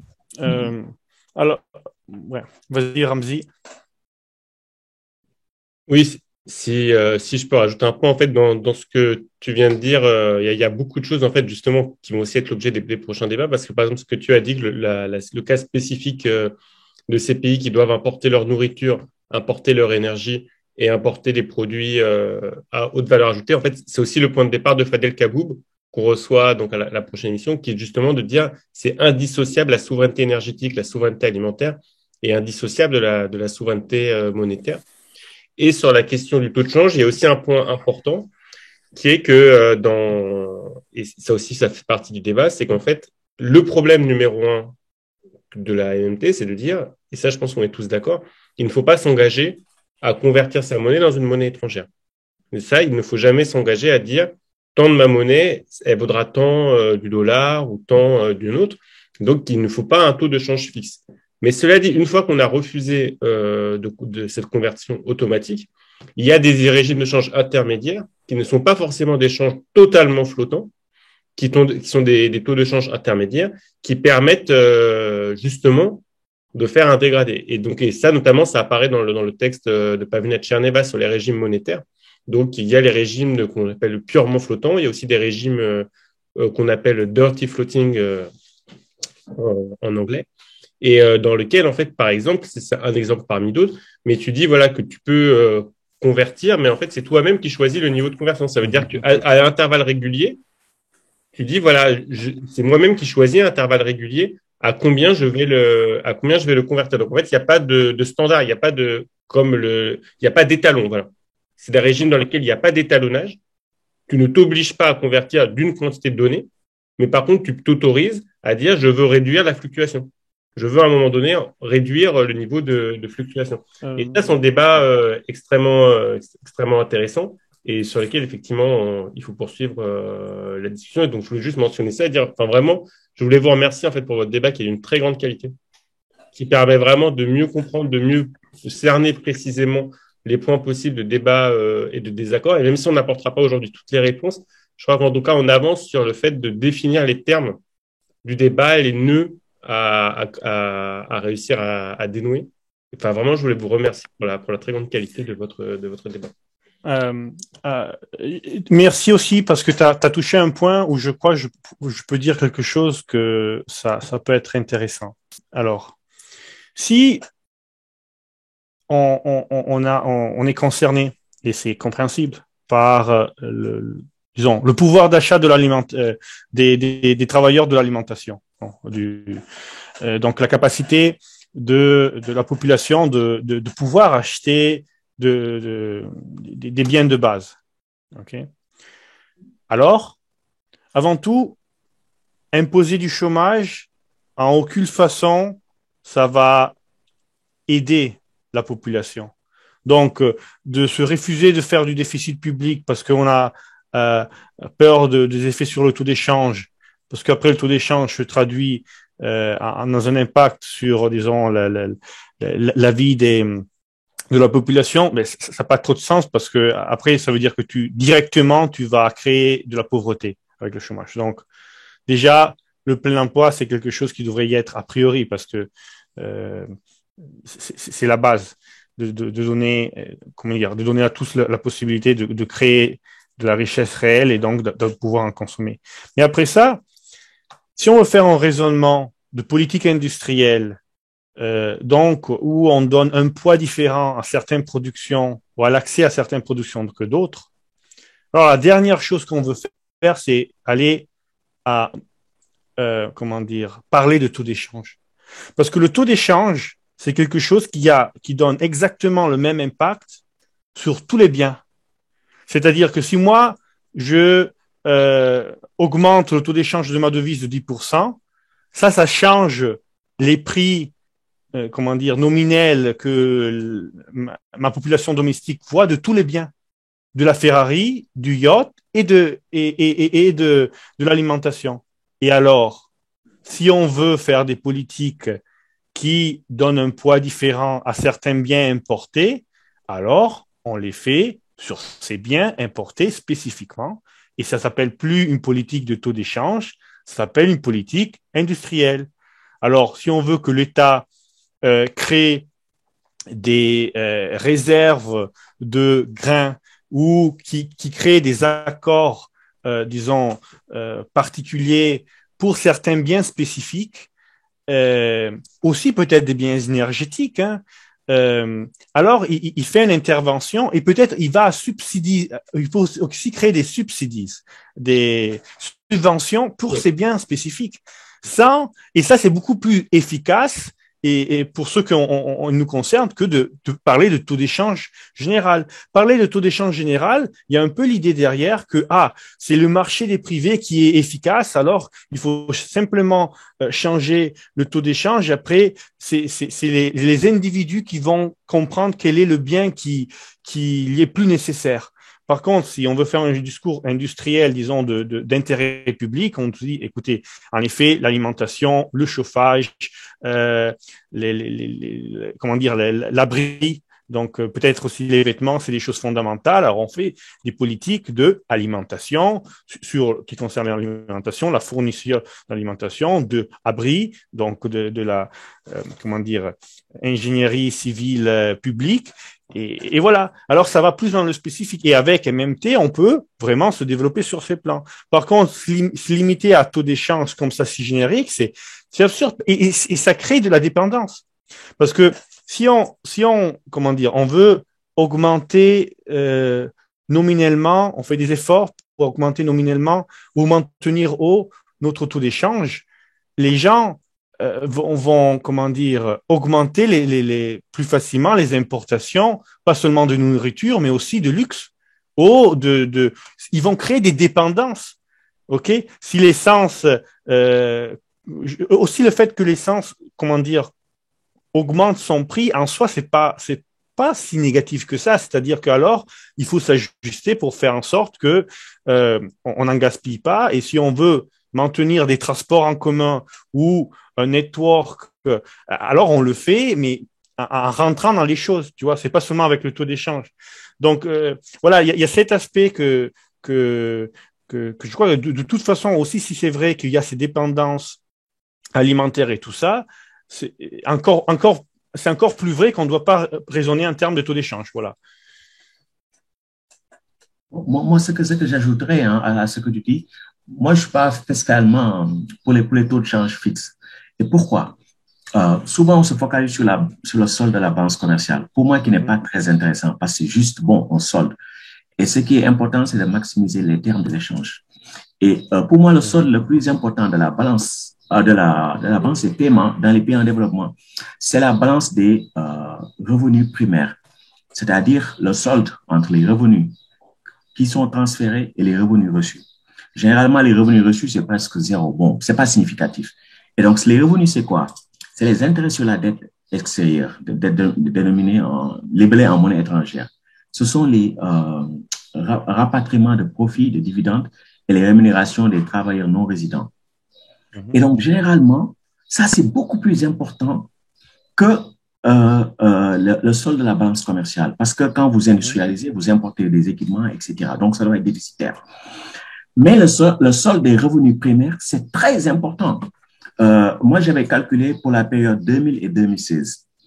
Donc, la période Africa Rising, taux de croissance 6%, 7%, à chaque fois sur les 10 pays qui ont les taux de croissance les plus élevés, c'est les pays africains, etc. Mais pendant cette période, 2000-2016, j'avais calculé, en fait, en me basant sur les données de la Banque mondiale, pour 28 pays d'Afrique subsaharienne qui représentent 85% du PIB de la région, hein, donc Afrique du Sud, Nigeria inclus. C'est les transferts de profits des multinationales, comment ils appellent ça, remittance on foreign direct investment, profit remittance. C'était 500 milliards sur cette période, 500 milliards de dollars.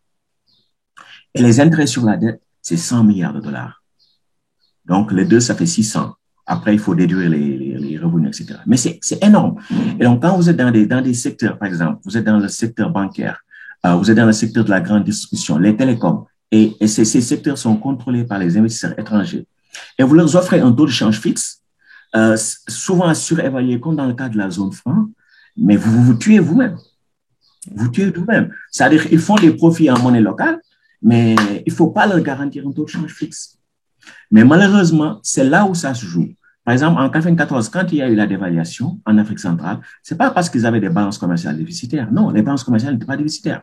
Mais c'est qu'ils étaient en surplus, mais ces surplus, en fait, finançaient juste le rapatriement des profits, des dividendes, etc. Et on leur garantissait un taux de change fixe. C'est ça le problème. Et ça, oui, il faut pas garantir un taux de change fixe. Mais les gens ont peur. On peur, en fait, parce qu'ils disent qu'on n'a pas la stabilité, etc. Alors que quand même, ça demande une certaine discipline. C'est-à-dire qu'à un moment donné, mais voilà, il faut avoir de bonnes politiques économiques et aussi faire de bons choix allocatifs. Est-ce qu'on va avoir l'autosuffisance alimentaire ou bien est-ce qu'on va acheter des dettes privées? Donc, il y a toutes ces choses-là. Mais dans les pays qui sont structurellement dominés par l'investissement étranger, surtout dans des secteurs où les profits se font en monnaie locale, il ne faut pas garantir de change fixe. C'est vraiment... Et, le problème que tu soulignes, Nongo, c'est vrai. C'est vrai. Et le fait que la propriété des moyens de production dans beaucoup de pays soit absolument toute occidentale, ça a tout un tas de problèmes. Et aussi ce que tu viens de dire. Et pour faire ça, il faut avoir un État fort qui sait utiliser sa devise et qui, comment dire, peut mettre en place des politiques industrielles qui contrebalancent ça. Tu vois. Par contre, c'est-à-dire que la réponse à tout ça, ça passe selon moi toujours de taux d'échange flottant et politique industrielle où l'État sait qu'il n'est pas dépendant financièrement de personnes et tout ça. Et voilà. Puis, tu parlais de Sergio Rossi, Bernard Schmitt. Et, je connais pas bien. J'ai lu quelque chose. Mais je suis pas.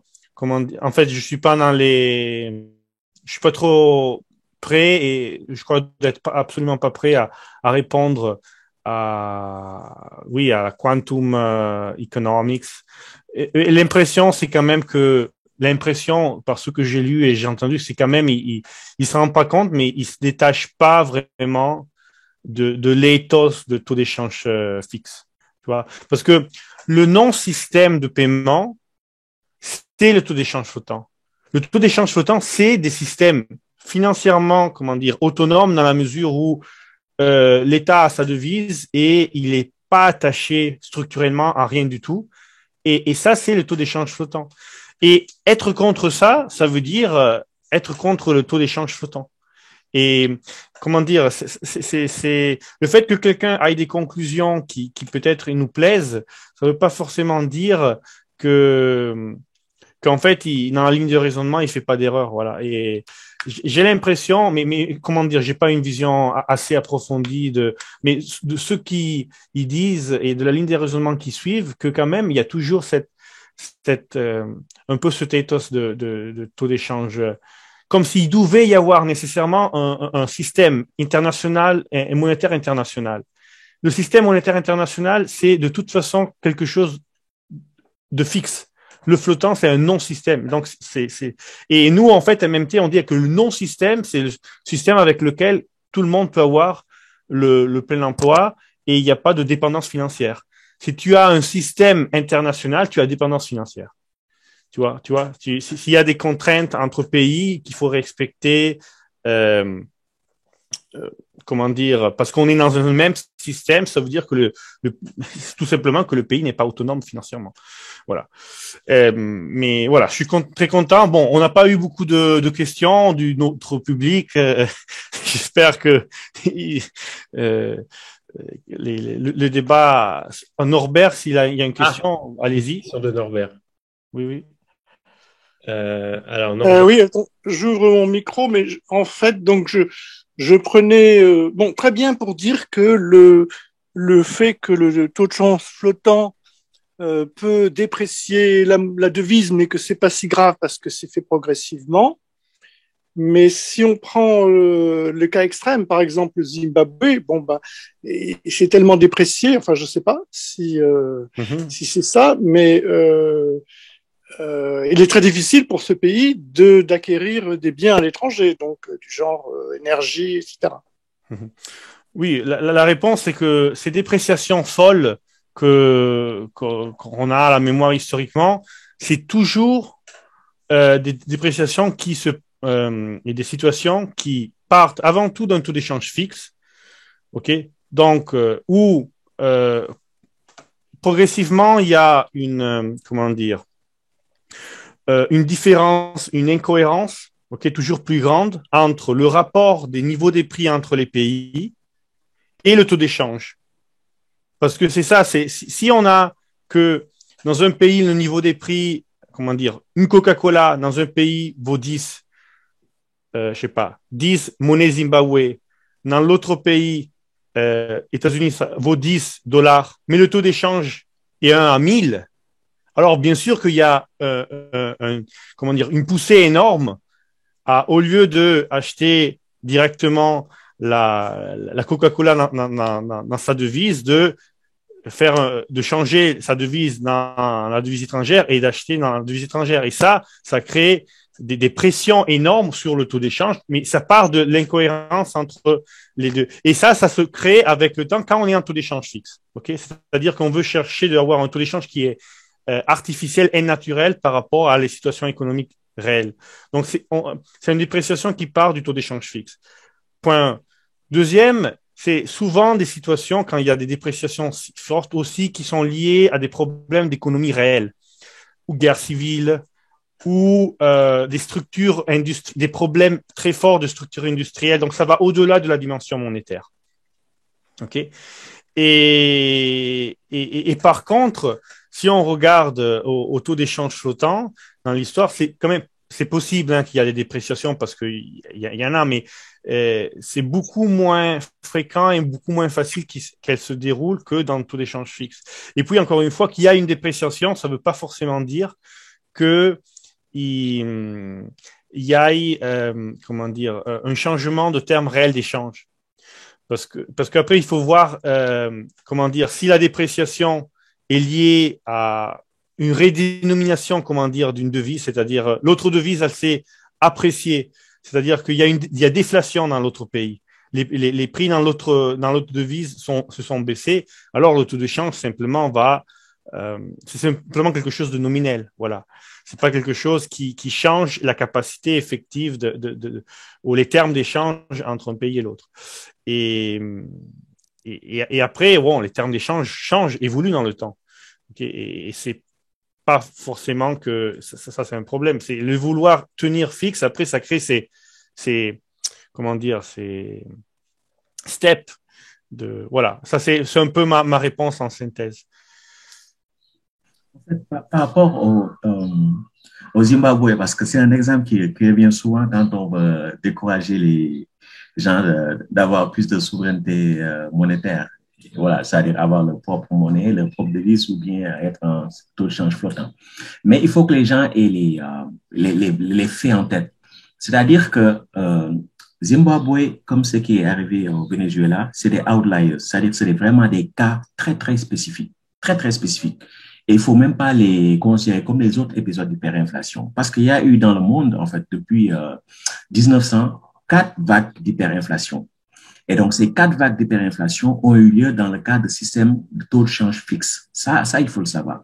Donc, après la Première Guerre mondiale, après la Deuxième Guerre mondiale, juste après l'effondrement du système de Bretton Woods et aussi après l'effondrement du bloc soviétique. Donc, c'est les 4 grandes vagues d'hyperinflation. Donc, régime de change fixe à chaque fois. Et dans le cas du Zimbabwe et du Venezuela, ça, c'est très spécifique. Pourquoi? Parce qu'il y a eu des sanctions étrangères, parce que, bon, on peut même dire que, bon, en fait, il y a un phénomène d'impérialisme économique là-dedans. Pour prendre le cas du Zimbabwe, c'est une réforme agraire qui a échoué et les capacités agricoles, en fait, de production agricole se sont détériorées. Il y a eu une mauvaise gestion, disons, de la devise parce qu'on a créé de la devise juste pour récompenser, disons, des combattants de la libération, etc. À quoi se sont ajoutées des sanctions internationales. Il y a eu tout ça. Il y a eu tout ça. Et au départ aussi, c'est les régimes de change fixe. Et donc, c'est dans les régimes de change fixe, on n'a pas les dépréciations. Les dépréciations, c'est pour les flottants, les régimes de change flottants. Donc, on a des dévaluations. Et l'Argentine également, bon, qui a aussi souvent été confronté à des épisodes d'hyperinflation, a souvent eu des régimes de change fixe. Et en 2018, il y a une dévaluation de 40%. Donc, ça veut dire que généralement, quand on parle d'hyperinflation, c'est très corrélé au régime de change fixe. Et dans le cadre en ce qui concerne le Venezuela et le Zimbabwe, c'est vraiment des cas à part parce que, en fait, c'est des épisodes d'hyperinflation qui sont déconnectés, en fait, des autres vagues parce que les deux autres vagues ont une ampleur plus systémique dans le sens où ces épisodes n'ont pas concerné seulement qu'un seul pays, mais un bloc de pays, à chaque fois une quinzaine de pays. Donc, l'hyperinflation arrive rarement dans un seul pays. Quand ça arrive, ça a une portée beaucoup plus systémique. Merci beaucoup. Merci à tous les intervenants. Donc, puisqu'il n'y a pas d'autres questions, je vous propose d'arrêter là l'enregistrement. Après, ça n'empêche pas que si vous voulez continuer à discuter ou autre. Donc, voilà, fin de l'émission. Merci beaucoup. Merci vraiment pour la qualité de ce débat. Et comme je le disais, qui va se poursuivre encore. Et donc, n'hésitez pas, si vous avez des questions, on mettra ça bientôt en ligne. C'est work in progress et c'est vraiment un enjeu fondamental pour nous d'essayer de bien comprendre ces questions.